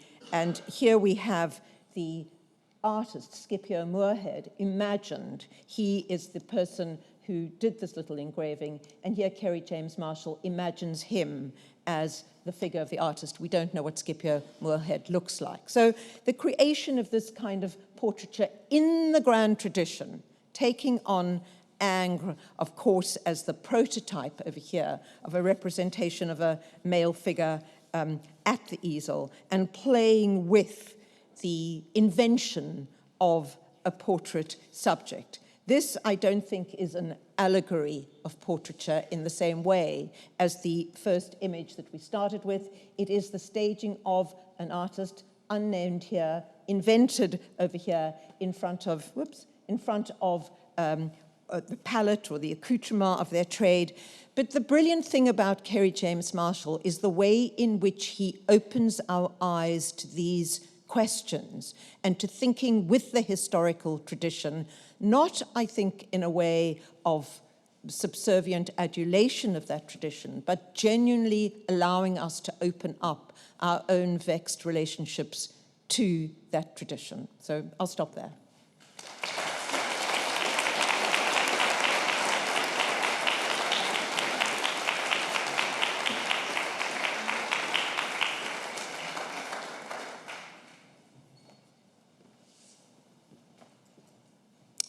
Hello, everyone. I'm delighted to be here, and I would like to thank Mark Godfrey, the Getty Research Institute, and the Royal Academy for their invitation. In my presentation today, I would like to examine how Kerry James Marshall has been a powerful agent of decolonizing visual representations while engaging with the Western canon of art history through his relationship to French painting, and how, in return, he became himself a living master whose practice has influenced a younger generation of African diaspora artists on the French contemporary art scene through the case study of history painter Raphael Barontini. Building on the argument of art historian Robert Storr, who wrote back in 2015 that Marshall has revisited diverse aspects of a new post-colonial approach to narrative art, I would like to set the stage of my own guiding thought by framing my argument through the post-colonial theorization of cultural theorist Paul Gerhard's concept of the Black Atlantic to examine Marshall's artistic practice in relation to French painting. If some critics could argue that Marshall's work may reinforce the hierarchies of the European tradition, Gilroy, in his canonical studies, argues that Black identity and culture cannot be understood through simple binaries, but instead frame Black culture as transnational, hybrid, and diasporic. In other words, he opposes both racial essentialism and cultural nationalism. Instead, he emphasizes hybridity, the dynamic mixing of African, European, and Caribbean influences. His concept, therefore, opens a decolonial framework within Western traditions where Black artists don't have to reject the Western canons entirely, but they can transform it, create something new from it with different sources. I will argue through key themes in French painting that Kerry James Marshall would declare that the Black art movements, I quote, in the US during the 1960s and 1970s was inefficiently engaged with a history of art and the Western tradition they thought to challenge and consequently was rarely found in museums, is resuming and expanding a new Black aesthetic through painting of Black subjects in grand manner, while quoting, sampling, revising the grandmasters of French art to challenge the canonical narratives and archives upheld by Western cultural institutions and to pave the way of his painting into those museums. In 2015, curator Ellen Molesworth argued that while critics have focused on Marshall's emphasis on the Black figure, his work also advances an institutional critique of the museum as a structural device that established a category of art. When we enter the exhibition, Kerry James Marshall, The Histories, one of the first paintings we experience as visitors is the artwork Under Painting, which appears as one of his major works that confronts the exclusion of Black subjects and artists in the history of figurative painting. At the same time, it is also a powerful example of institutional critique. Depicting slowly Black figures in a museum with children seated on the floor, accompanied with tour guides, the title and style refer to the painting used during the Renaissance that involved applying an initial layer of color onto the surface of the panel or canvas. The tonality of the paintings appear therefore partially finished, waiting for other layers of paint to be accomplished, and subsequently brings the questions previously raised by art historian Géricault in 2019 regarding this work: what is under painting, or what is under history painting? Marshall's portrayal of this museum scene with this panoramic composition showing numerous paintings on display allude to the salon organized by the French Academy at the Louvre in Paris starting from the 17th century. This well-known painting by François-Joseph Heym, on display in the permanent collection at the Louvre, shows what was customary. The canvases were hung side by side in the square salon, as well as in the grand gallery, which was accessed through the door on the right. For the work and success of artists at the time, the salon was the only show that mattered. I read, therefore, Marshall's own work as embracing the institution of the museum, as well as challenging its authority and purpose. In a 1998 interview with editor Charles Rowell, Marshall said that he wanted to make sure that young Black kids that will visit museums will not only be inspired by European artists' works, but also Black painters' works. And in a 2017 interview, Marshall said, I quote, "When most people go to a big museum like the Louvre, it reaffirms that idea of what real art is supposed to look like. And if you keep going to the Louvre and Tate Britain and you don't see black people in those pictures, then you don't think black people belong in those kind of pictures. And the painting, therefore, also represents the way in which the history of art is told in the Western tradition through museums, and Marshall's whole practice demands the following questions. Who deserves to be on the great museum's wall? The concept of absence and presence is prevalent as we cannot see what these little children are observing. I want them to imagine that the fictional paintings only the children can see are works from Kerry James Marshall's series of fictional painters, such as Untitled,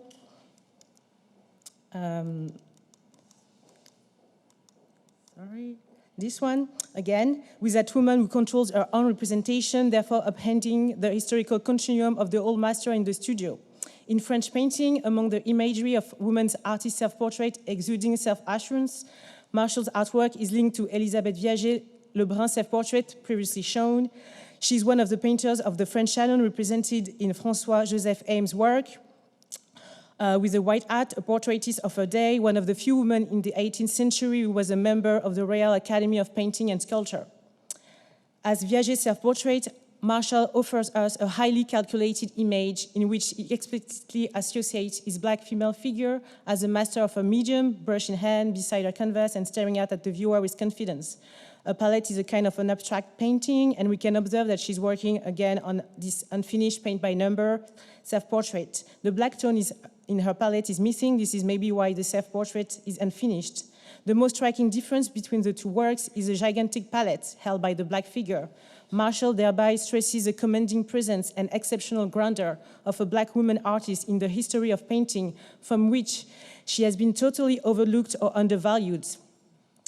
As Marshall often draws attention to the ways black figures have been marginalized or made invisible as both the subjects and makers of art, these paintings and the others from the series must be read as a double positioning, engaging the Western portrait tradition of the artist in the studio, as well as recovering forgotten stories of black painters absent from that tradition that came before him, namely the artists of the Harlem Renaissance in the 1920s and 1930s that Kerry James Marshall described in a 2014 essay as invisible masters of African-American canon in the mainstream.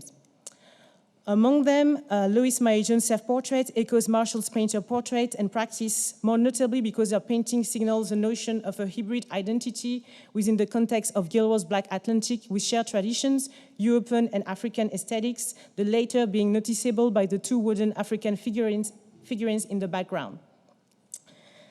In the history of painting, from the Middle Ages to the 19th century, the atelier has been the subject of many works, such as the epic allegorical canvas of Gustave Courbet's The Painter's Studio, with an overpopulated composition. In 2009, Marshall offered a contemporary restaging of the artist's studio, populating this time by black figures. The work appears as an allegorical catalogue of the different modes of painting, since the canvas crosses different historical genres. You can see the nude, portraiture, still life, landscape, and also it combines, as we said before, abstraction and figuration. The orchestrator in charge of the studio, or maybe the artist, is a standing woman who is adjusting the sitter's head in front of the light, while two men stand in the background waiting and changing up to perhaps be the next models to sit. Untitled Studio shows a reversal from the classical tradition that usually depicts the artist as a man in the studio with his tools and female models as the subject of the picture. In this image, a standing woman controls the studio. Through the size of the work and the ambition of his subject matter, Marshall, as Courbet before him, wants to affirm the expertise of the painting profession and show the pride of the painters, black painters, and their place in the world. Marshall's work that maybe best embodies the blending of European and black aesthetics is his vignette series started in 2005, which engaged with the art historical traditions of the Fête Galante and Rococo in French art. The Fête Galante is a pictorial genre that sparked the beginning of Rococo painting, introduced in the early 18th century around the figure of Jean-Antoine Watteau until the variation of Jean-Honoré Fragonard and François Boucher that flourished well after the mid-18th century. In rural settings with lush vegetation, Watteau depicting romantic love with dancers, beautiful ladies, shepherds indulging in entertainment and intimate conversations. In the hands of Fragonard and Boucher, the Fête Galante took a new turn, moving from the representation of contemporary reality to that of a more fanciful reality. Since the 2000s, with his vignette series, Marshall has referenced and critiqued this genre and his depiction of the age of carefulness in his images of what they so thoroughly repress and deny, love between black subjects. He more particularly quotes one of Fragonard's most famous painting, The Swing. The centerpiece of this painting is an aristocratic young lady dressed in opulent fashion. She's swinging in the air, pushed by her husband on the right, while a flush young man on the left, a lover, hidden in the bushes, observes her. The natural landscape is romantic, with a colorful and secluded garden encircled by towering trees, bushes, and flowers. In these vignette artworks, Marshall borrowed the romantic subjects, the ideal of love, the sentimentality, the flowery aspects emblematic of the Rococo paintings. This vignette series is a suite of 5 paintings depicting a man twirling a woman in the air as a kind of swing movement. As Fragonard was thought to convey a fleeting emotion and stolen sensation, Marshall produced a thrill of excitement with a cinematic 360-degree turn with 5 different angles. It is a sequence of pictures that constitute one motion. The title of the work are not sequence of whole numbers as in 2, 3, 4, but give fractions as if time slows down. The paintings, as you can see, are done in grisaille technique, painting almost exclusively in shades of black, white, and gray. The only color is a pink bubbled art, floating in the air, epitomizing love and joy. If at first glance this overtly romantic imagery does not seem to directly address social and political issues, the backdrops of the couple are different each time and reveal several emblems from the Black independence and nationalist movement that merge into the landscape. The Black figures have an Afro hairstyle associated with the Black Power movement. In vignette 2.5, what looks like a tricolor Pan-African flag is fluttering on a pole alongside a reproduction of the African continent. And on the left side corner, in the background, there are raised fists, breaking up shade and subjecting the Black liberation struggle. In vignette 2.50, on top of the Piet, there is a black star inside a crescent moon, which may refer to the black star of the Ghanaian national flag, a symbol for the emancipation of Africa and unity against colonialism, which is also a reference to Pan-Africanist Marcus Garvey's Black Star Line steamship company. And in vignette 2.75, a hair pig adorned with a black power fist is visible alongside a Black Panther, which refers to the African-American Revolutionary Black Panther Party. Originally executed in a grisaille palette, as the series continued, the vignettes were painted in full color, giving them a much more modern look and allowing the viewers to see elements immediately. Here again, Marshall allows us a chance to escape into this dreamlike world where everything just seems entirely enchanted. And in the middle ground, almost lost in this rich textured painting, the Pan-African flag is quietly attached to the tree within these green strings. Quite briefly, the poetical dimension is present in Marshall's vignette work through the visual legacy of the Black Power movement and Pan-African symbols, although it is greatly diminished by the light-hearted nature of the scene. By using them in a romantic scene, he plays on the analogy with resistors corresponding to a high degree of complexity and symbolism. After the Rococo period, Jacques-Louis David established himself as an emblematic figure of French art and the undisputed master of neoclassicism and history painting in France in the late 18th and early 19th century. A Bonapartist painter, he was a faithful glorifier of Napoleon and helped shape his propaganda through images. Through his work, he enshrined a system of iconography for political power images. This imagery is still in use today and is best exemplified by this work, the neoclassical painting Bonaparte crossing the Saint Bernard Pass, often overtly quoted by contemporary artists. I believe that Marshall revisits this image of power with an alternative depiction in this work entitled. It takes on the tradition of equestrian portraiture at the core of military power, but reverses it by acknowledging instead the Black Panther Party, the most influential militant Black Power organization during the 1960s, whose headquarters were near his childhood house in the Watts neighborhood of Los Angeles, and whose aim was to protect Black communities from police brutality and to reclaim dignity through self-defense. In Marshall's painting, the equestrian portrait of Napoleon is replaced by the portrait of a Black woman with an afro riding a Black Panther. A nude figure evokes the sleekness of a bodysuit, while a decorative backdrop features the Pan-African colors and the powerful slogan, "Power to the People," the rallying cry of the Black Panther Party at the time. Although the equestrian portrait is particularly infused with a lineage of male power, and in the Black Panther Party, the striking image of black men throwing up fists and standing strong is seared into the American consciousness, Marshall depicts a woman as a political and military leader atop the panther, which functions as a reminder to the viewer that the Black Panther Party was 60% women, and the importance of celebrating the central involvement of women, including, for example, Angela Davis or Ellen Brown.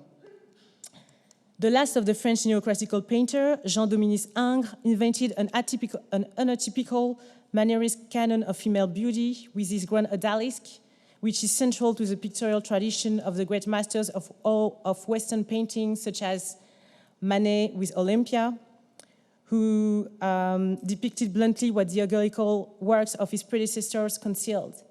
In the logic of his engagement with past masterworks of French painting, Marshall has reimagined the odalisque.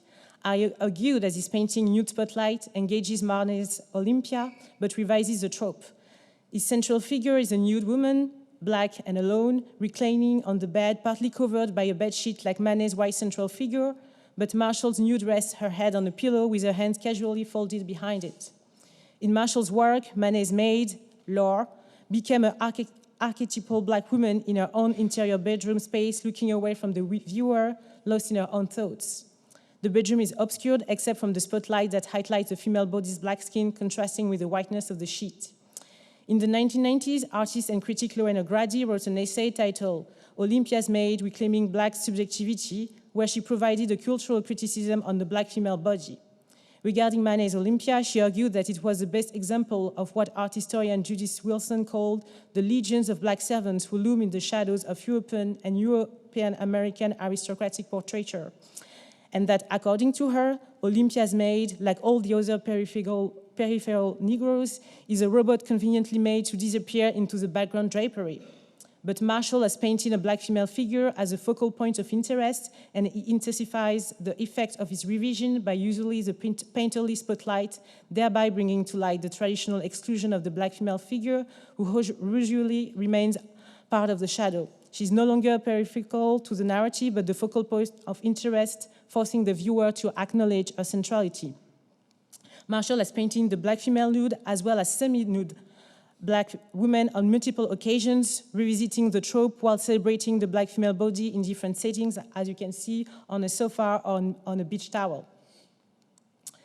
Like in the odalisque works we just seen, Kerry James Marshall paintings are very distinctive for depicting scenes of contemporary everyday life, whose approach was developed in France in the 19th century by the Impressionists, considered the pioneers of modernity in Western art. For Marshall, it is during the mid-1990s that he started his own depiction of modern life in a realistic style on the large scale previously reserved for history paintings. Among the French painters of modern life, the work of the Impressionist Gustave Caillebotte and Neo-Impressionist Jacques Seurat, whose paintings are housed in Marshall's living town at the Art Institute of Chicago, are noticeable in his works in terms of compositional and perspectival strategy. The work Better Homes, Better Gardens, part of Marshall's Garden Project series, captures the essence of Caillebotte's iconic theme, monumental urban views such as Paris Street's Rainy Day. A bourgeois painter, Caillebotte was fond of depicting Paris, which was undergoing rapid urban transformation at the time within the context of Haussmann's new architecture. By opposition, Marshall, who comes from a working-class African-American family, also plays with perspective, but depicts instead blocks of building, part of a public housing project for low-income families at the backdrop setting. Like Caillebotte paintings, we can observe in the foreground a couple. Seemingly young, they are walking peacefully past their residence. A sign at the front of their home with "Welcome to Wentworth Gardens" suggests that they just moved in, hand, arms wrapped around each other's waist. They seem to be marching towards a hopeful future, although, like we mentioned before, there is all this abstraction with the drippings, and the withering flowers on the left suggests maybe a failed utopian ideal. In the wake of his Garden Project series, Marshall produced the painting Pastimes that we've already seen. He openly quotes Seurat's canonical work, A Sunday on La Grande Jatte. Marshall's reimagined the popular subject of pastoral scene with figures lounging on the lawn, picnicking, enjoying each other's company. and uses Seurat's painting as a compositional structure and as a frame, placing his numerous black figures in pictures that operate on the same term. Instead of the banks of the Seine on the island of Grand Jatte, pastime is set in the banks of Lake Michigan in Chicago. This small island in the western suburb of Paris was known as a meeting place where the middle class came to relax. Marshall replaces the 40 characters in Seurat's painting by focusing instead on a black family in high-class leisure in what resembled an Arcadian landscape. Many artists from the African diaspora have been explicit in their acknowledgement of Marshall's importance to them, and I would like to evoke more particularly his impact and legacy on the French contemporary art scene with Raphael Barontini, born in 1994 in Saint-Denis, as in another town in the suburbs of Paris. He's a French artist with Caribbean roots from Guadeloupe and Réunion, whose works highlight historical figures from the Caribbean and Africa who have not had the place they deserve in history as told by the West. I wanted to share with you this first work, Toussaint Louverture's Triumph, for example, which is an imaginary equestrian portrait of Louverture whose image appears on this Napoleon horse, celebrating this iconic figure of anti-colonial resistance and independence for his insurrection and freeing of enslaved people in Haiti during the 18th century. Barontini graduated from the École des Beaux-Arts in 2009 after a university exchange in the Art and History department at Hunter College in New York. While he had a certain freedom in that school as a young creator, he declared during a 2021 interview with curator Cedric Fauque, I quote, "When I was at the Beaux-Arts, my work didn't speak to many people. I felt like people didn't understand my question and it was painful. The gap widened after my year at Hunter College in New York, where I discovered African-American artists that I had never had access to in France, like Jacob Lawrence, Rory Burden, and Kerry James Marshall. I mentioned some of these painters in my graduation diploma. No one on the jury knew them. There are always been this kind of lag." When he was at the Beaux-Arts in Paris, so between 2005 and 2010, painting was not in vogue, and his work, which was already focused on his current concern regarding portraiture, cause of representation, and colonial history, was not well received. Fortunately, Barontini discovered this artistic scene linked to the African-American and Caribbean community while living in the US, and Kerry James Marshall became a visual reference. He has repeatedly mentioned Marshall's importance to his visual practice during interviews. I know Raphael Barontini, and I visited his studio. I spoke with him in preparation for this presentation, and he shared with me that among the works of Marshall that appealed to him during his visit in the US before his graduation was, amongst others, the work Voyager. Marshall's Voyager echoes Géricault's mural-sized oil painting, The Raft of Medusa. Among the most famous historic paintings in France, it depicts the sinking of French frigate Medusa, sent in June 1816 to colonize Senegal. Marshall depicts another ship linked to the history of colonization and enslavement with Voyager, which is based on the real story of the schooner Wanderer, as is written across the bow of the green vessel in Marshall's painting. It was the last ship to bring a cargo of enslaved Africans to American soil. In The Black Atlantic, Gilroy writes that modernity was conceived upon the Middle Passage, and he described this event as a catastrophic rupture. Like many African diaspora artists, Marshall and Barontini have engaged in an aesthetic and historical practice stemming from the rupture caused by the Middle Passage. As art historians Eva Zabunian asserts, the work of artists such as Marshall and Raphael are both an extension of what disruptors continue to produce today and primary sources revisiting realities and imaginaries. Prior to Barontini, Marshall has been representing and paying tribute to African-American resistance figures, slave rebels, abolitionists, activists, shown on the screen. I argue then Marshall's mnemonic and historical pursuits has influenced and lies in Barontini's work. For example, Marshall's image of black resistance figures paved the way for Raphael's depiction of a black pantheon of the Atlantic world. Indeed, in 2003, in the space of the Panthéon Monument in the heart of Paris, the temple of the great men and great women of the French nation, he presented an exhibition titled "We Could Be Heroes," to question how the heroes of a nation are chosen, and offered his own personal Panthéon.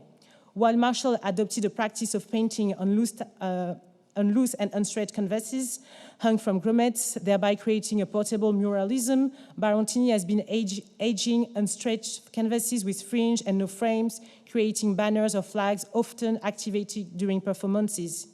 He placed 10 textile banners lining the entrance to the Panthéon on either side, bearing life-size collage portraits of revolutionary leaders from Haiti, Guadeloupe, and Réunion.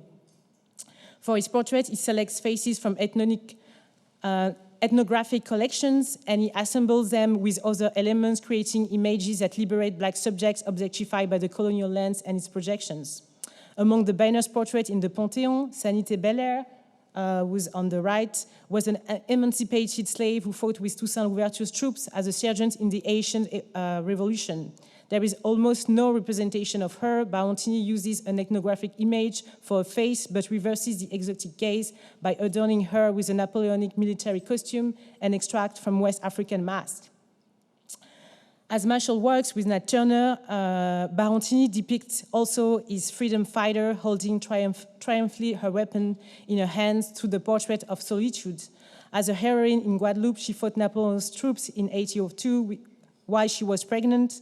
Like Marshall's, Barontini has been paying tribute to the women's resistance fighters, this time of the Caribbean, many of whom distinguished themselves in the fight against slavery. To conclude my presentation, Barontini has been giving representation to historical figures who are shown, whose names and biographies we have, but who at the same time are subjected to non-representation and erasure in history and in monument like the Panthéon. He has been advancing the same institutional critique of Marshall with underpainting, and like him, he is also decolonizing, creolizing visual representations to challenge Euro-norms of representation, and also in the case of France, denial of Black presence.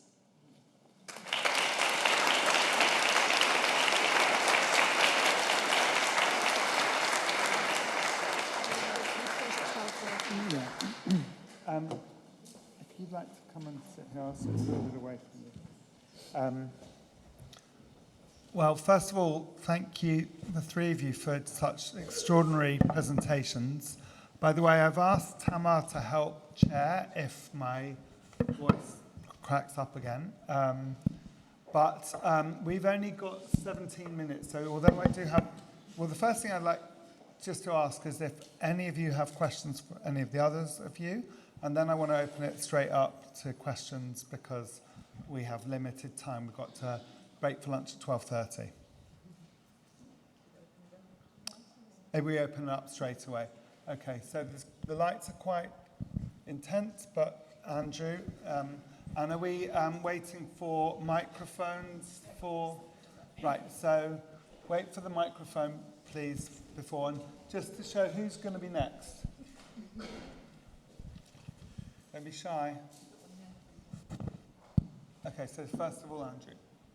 Well, I was very struck, I mean, all the talks were excellent, but I was very struck by Njideka's emphasis on metonymy, and though it wasn't the main part of Tamar's on allegory. And I just wondered about, at least it seems to me, there's a very shifting and unstable relationship between those two modes that go across a lot of Marshall's painting, and whether any of you would like to comment more about that. I didn't hear the first term, allegory and what was the first? Metonymy. Metonymy.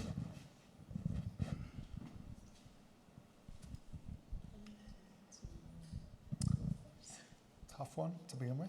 It's a tough question because I think there's a complex processes. You know, metonymy and allegory are very, very rich figures of speech and with very deep and complex histories. I suppose where I found it very interesting listening to Njideka and both of my fellow panelists is it's very easy with figurative painting to think in literal ways. And I think that those are two devices, rhetorical devices, which help us to think beyond the literal and to go beyond the stories that the pictures purportedly narrate or show or illustrate to the deeper vectors of what is possible and how meaning is made. So that meaning lies beneath the surface in allegory. In metonymy, a part stands for a whole, or an aspect stands for a much bigger picture. And all of the things that we have been talking about, which are about historical processes and forms of visibility or invisibility, These are very, very complex, and I suppose these help us, these give us a language to think beyond the ostensible manifest meaning to more latent and to more complex and more contested ways of seeing how painting, and particularly figurative painting, can signify. So, I mean, I know that's a very, very broad response, but I think we're looking for ways in which we describe the non-literalness of what appears at the surface to be a fairly literal practice. Thank you. Okay, so there's at the back over there, and then next over there. So first of all, at the back. So I took the photo of the picture which we with the beheaded image, and I showed it maybe to about 50 people. And the reaction is always at first horror and almost negative. And then you show the description, and then everyone is warmed and interested. So what was the thought of Kerry Marshall? Do we know what he thought about it, or have he? Well, I mean, that's maybe the fourth or fifth work that he's done about Nat Turner. And Nat Turner's rebellion led to the death of a number of people, and then the death of the people in the rebellion itself.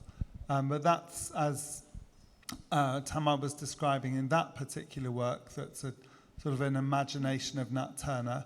It's also a work that kind of confronts and extends and problematizes this whole history of the genre of beheading paintings that, you know, come through Artemisia and Caravaggio and all the Salome and John the Baptist paintings. And I think it's a kind of interesting provocation, perhaps maybe to talk about in the last session today about, you know, Kerry James Marshall today. I'd love to hear. That painting was originally shown in the National Gallery of Art in Washington, D.C., and might be impossible to show there now. And I'd like to kind of hold that for the last session of today. But that's what that work, that's what the beheading is. Can I ask you, Mark, why he chose to do that painting in oils? Because it's such a rare... Is it not in oils? I read somewhere that it's one of the few paintings in oil. Not that I know. Is it not? Don't think so. Oh, No. Okay. No, it's all acrylic. But I actually, It is all acrylic. Okay. if I could just take that moment to ask maybe the three of you to reflect a little bit more on, you said something about acrylic that I thought was really interesting, and I was wondering if the two of you want to reflect a bit more as a maker and as an art historian on this moment of using acrylic to think and vex a tradition that's mainly associated with oil paint. I can jump in on that. Just like, oh God, she's talking again about looking at this painting. But when I was in front of it, something that stood out to me was that he was painting in acrylic. And again, something I had been taught is acrylic is not rich. You cannot get luminosity with it, which, I mean, there are optical reasons for it, because when we're looking at a painting, what happens is the light goes through, passes through the pigments, hits the back surface, and bounces back at us. Oil is translucent. It really helps that process happen in a different way. Acrylic is like plastic. It's plastic. It's not luminous. It doesn't let light bounce back in the same exciting way. And I think another thing that kind of turned my head over is when I looked at the text and Kerry was using acrylic. So the other thing he showed me, and something I didn't talk about, is my works are on paper and they're also acrylic. So even in those two little moves, it's a way to show that I'm pushing back against this tradition, because the tradition I had been taught was like you pre-stretch your canvas, you use rabbit skin glue, we used to use like lead ground, and you sand it down, a whole process. And I'm just like, no, I'm gonna paint on paper, I'm gonna use acrylic. But looking at Kerry and seeing the luminosity I was seeing in his work and seeing that it was acrylic, it made me realize that it wasn't that you couldn't use acrylic, it was that you had to push it more. You had to experiment more. You had to find different ways to make it luminous. And I love anytime I get a little tidbit from an interview or an essay about Kerry's studio practice and what he does with acrylic. I've read things like he'll mix salt into it. I don't know how true this is, but I could tell in that instant that he was experimenting to push acrylic, because acrylic on its own is not luminous. So that actually became a fun thing for me to do in my studio as I started working with acrylic, just because it was the medium that worked best with the printmaking process I was using, and thinking of how can I work with acrylic and how can I push it so that I can get luminosity. So I started playing with, because after I had heard about him mixing salt with his stuff, I never tried that, but I did things like play with mixing marble dust into my work, play with mixing crushed steel into the work, play with medium. What happens when you put it down with a brush? What happens when you roll it with a small roller? What happens when you roll it with a big roller? What happens when you mix it with clear gesso? What happens when you mix it with matte medium? Every move you make produces a different quality in the acrylic paint, and then you can actually, the way you layer it or the ways you put them next to each other, you can actually begin to create something that mimics the luminosity of oil. Thank you. Yeah, me as a scholar point of view, like I tried to explain, Kerry James Marshall is really into the traditions of the painters, of the African American painters, and he's been trying to, of course, engage with the medium of the Western Old Masters artist, using the tempera for his first work, and then he engaged really with the medium that was very part of the Harlem Renaissance artists that also used the work of acrylic, the medium of acrylic in their work. I'm thinking of my subject like Louise May Jones. She started also with oil painting to engage with the masters, and then she engaged with acrylic as a new form to give this kind of luminosity and to be engaged with the time of the moment in terms of technicality. Thank you. So a question there, and then your question. Thank you very much. It was wonderful. I suppose I'd listened to This Cultural Life, talking to Kerry James Marshall, and he mentioned about a school teacher introducing him to scrapbooks. And there are just some things that occurred to me today about the apprehension of beauty. When does that happen? And it sort of links with when you saw Kerry Marshall, time slows down, you mentioned, and it changes your view of the world. And that's something about the apprehension of beauty, maybe, that moving moment. And that just linked to me with the massive impact of little events that binds us to our time. And finally, the other quote which really struck me was, the representation indicates existence. And absence of is symbiotic with annihilation. So it's almost looking, apprehending something which is a moment of apprehension, and then not seeing a reflection except in the background, but then owning the space and creating the space in a new way. So from that point of view, this cultural life, he noticed something beautiful. It meant something, and there was no turning back in this small event, but then making his own and your own art. And I just wanted to link those thoughts that you gave me today. So thank you. Thank you. Thank you. Just so I know, how many other people have got questions? So one, and then Sam. Oh, and sorry, Kevin. Yeah, so Kevin first, then you, and then Sam. Oh, I just had a quick question about humor, which I think goes through his work in many ways, and including the portrait of the artist as the shadow of his former self.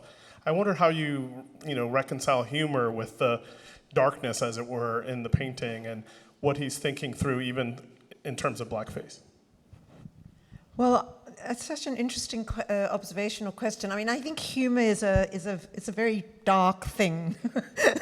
you know, funny, what is funny is also usually very painful. It's what makes something speak in terms of, you know, it cracks us up. It's also, to me, the humor in the portrait of myself as a shadow of my former self, it mobilizes the grimace and the facade of humor, but it's a very, very dark joke. It's not a comfortable joke. And I think that's true of a lot of performance. And if you even go back to spectacle and minstrel culture and the way in which slapstick and farce uses humor, it's always, to me, subtended by incredible violence. So I take your point, and I think there probably are other instances in the show where humor is perhaps less cruel and than that particular work. But yeah, to me, a lot of it is not. If it's funny, it's funny. And you know, I come from a Eastern European Jewish background, and my grandmother would say a bittere Gelächter, which means a bitter laugh. It's a laugh which is freighted with pain. Okay, so yeah, thank you.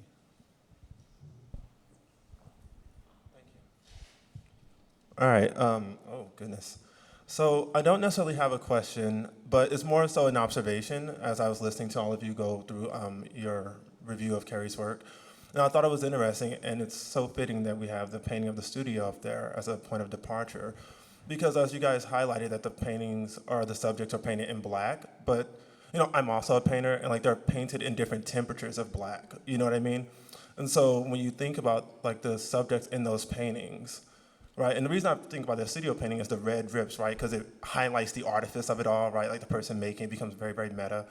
And so do you think about this idea of the temperatures of black? And then I think as black people, we see that as a rhetorical device and we see ourselves, but we never think about like, those subjects don't have names, like no one in those paintings simply are subjects, right? And so when you think about those black subjects painting in different variations from cool blacks to warm blacks, like it highlights that those subjects are like more so citizens of the world of painting, if that makes sense. And therefore, by extension, a representation of subjects that live in our world as well.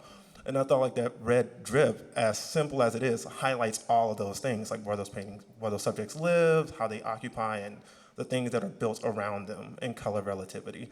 But I just thought like that was interesting to like, you know, acknowledge in that work. So it's not really a question, but yeah. No, absolutely, that's all true. And just a little piggyback on that is, I use black now.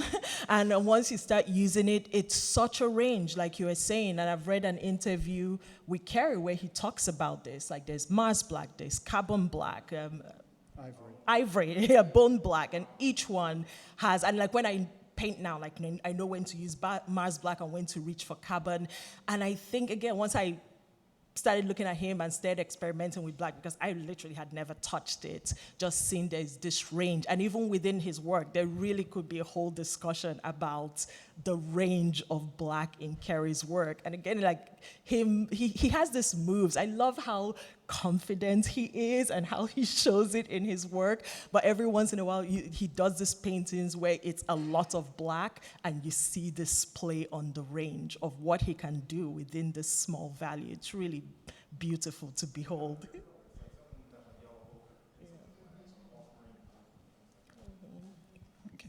Okay, so we have time for just one more question. Oh, we've got two questions. So let's ask both of them. First down here and then back there, and then that's it. So first of all, Sam. Thank you. We'll take both questions and then do the answers, responses. Yeah. Hi. So it's a question, and principally in relation to Mark's presentation, but I guess for anyone.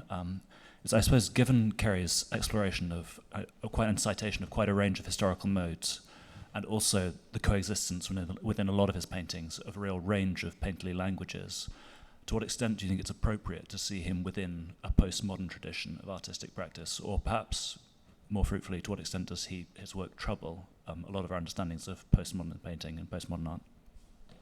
Okay. And then, just for me. Well, yeah, I'll answer after we've listened to both questions. So this is a question for Njideka Crosby.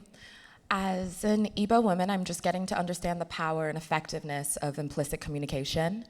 I'm very curious to find out, when did you decide that it was imperative? When did you decide that it was imperative to incorporate a sense of mediation within your body of work? Thank you. So I'll answer on postmodernism. I mean, postmodernism is one of those terms that means different things for every writer who uses it. But as far as I understood the discourse around postmodernism in painting, it kind of treated the past as finished in a way, and that everything from the past was there to be played with. There's a great text by Benjamin Buchloh on a painting by Sigmar Polke that has lots of different types of abstraction in it, and Buchloh makes the point that none of these mean the things that they meant to their original makers, but they're all used in a kind of playful and ironic way by Polke. Yeah, the 68 painting Moderne Kunst. And I don't see Kerry James Marshall's approach to the history of painting anything like that. And I don't think that model of postmodernism fits what he does at all, because I don't think he treats... I think, as Tamar mentioned, and as you've all said, he vexes this relationship to this grand tradition, but he doesn't see anything as used up or just to be quoted. Like when he inhabits Rococo painting, as you showed, he reinvigorates it. He doesn't see it just as a sign to be toyed with. Okay, and so the question for you. Just implicit? No, but the first term was implicit communication. Can you explain? I want to make sure I answer it correctly. Maybe, can you please maybe rephrase it? Oh, sorry, the microphone is coming. So a lot of your experiences that you shared about how you received external critique during grad school and that internal desire to communicate certain things, but also present the current contemporary environment in which you were living and creating and experiencing. I think that there is a certain it's hard to explain, but with Kerry, we see it very effectively in the vignettes where we see the transparent panther in the background, or we see the emblem extracted from the Ghanaian flag, and etc. I believe that these are all implicit signaling or indirect references to something else that can then be pushed or open up room for conversation. So, is that better? Yeah, but is the question, how am I doing that? No, I mean when. When was it, when did you get to the point, when was that big revelation for you, and when did it become imperative? Oh, I see. It was slow. A lot of things were happening at the same time. So when I saw Kerry, was that this shift, I knew there was a way, and then it became figuring out how for myself. So I went through about a year of experimenting and doing different things and taking all these classes, because whenever I read certain writers, especially diasporic writers, I just had this clarity of this, they are doing what I want. But they're doing it in this other medium. Or when I listen to High Life or Afrobeats, which again is this amalgam of different things, it's just this feeling of, this is it, but I want to do it in this other medium, but I don't know how. So it was just, I was flailing in this but how phase. And again, similar to Kerry talking about going to museums and not seeing Black people, I mean, I love going to a museum. I love these old master paintings, but it's this feeling of, this is awesome. I wonder what my version would be of my life. And so that's what I wanted. I want to see a version of this that centers me. What would this look like if I talk about how I grew up, but I'm using this tradition? And it just became I could do a whole talk on that. A slow, long process of lots of experiments, a lot of which did not look well. But also, I talked of this yesterday. It helped me to go through, I went through phases of work that looked like other artists. So I have an early work that looks very much like Kerry, where I was experimenting with different shades of dark skin tone and playing with black. I went through a Wengeji phase. I went through a Michael Thomas phase. But it's when you look at someone a lot, you start mimicking them, but then I I start trying to figure out, okay, where do I separate from them? Like, Kerry's doing his own thing, I have my overlaps with him, but then what is that point of separation? And because if I can kind of name it and put my finger in it, then I can like spread it out and push myself away from him, but you can still see his influence on me. But I'm now kind of talking about growing up in Nigeria, the many different ethnic groups in Nigeria, living in Nigeria and coming here, and all these other things. I don't know if that answered your question. Oh, thank you. So listen, thank you, the three of you, for extraordinary presentations. It's completely fascinating. I'm so thrilled for your contributions. We now have a break until 2 o'clock when Zoe Hopkins and LaRon Brooks will be talking about Kerry James Marshall and the Black Literary Imaginary. So thank you all very much once again.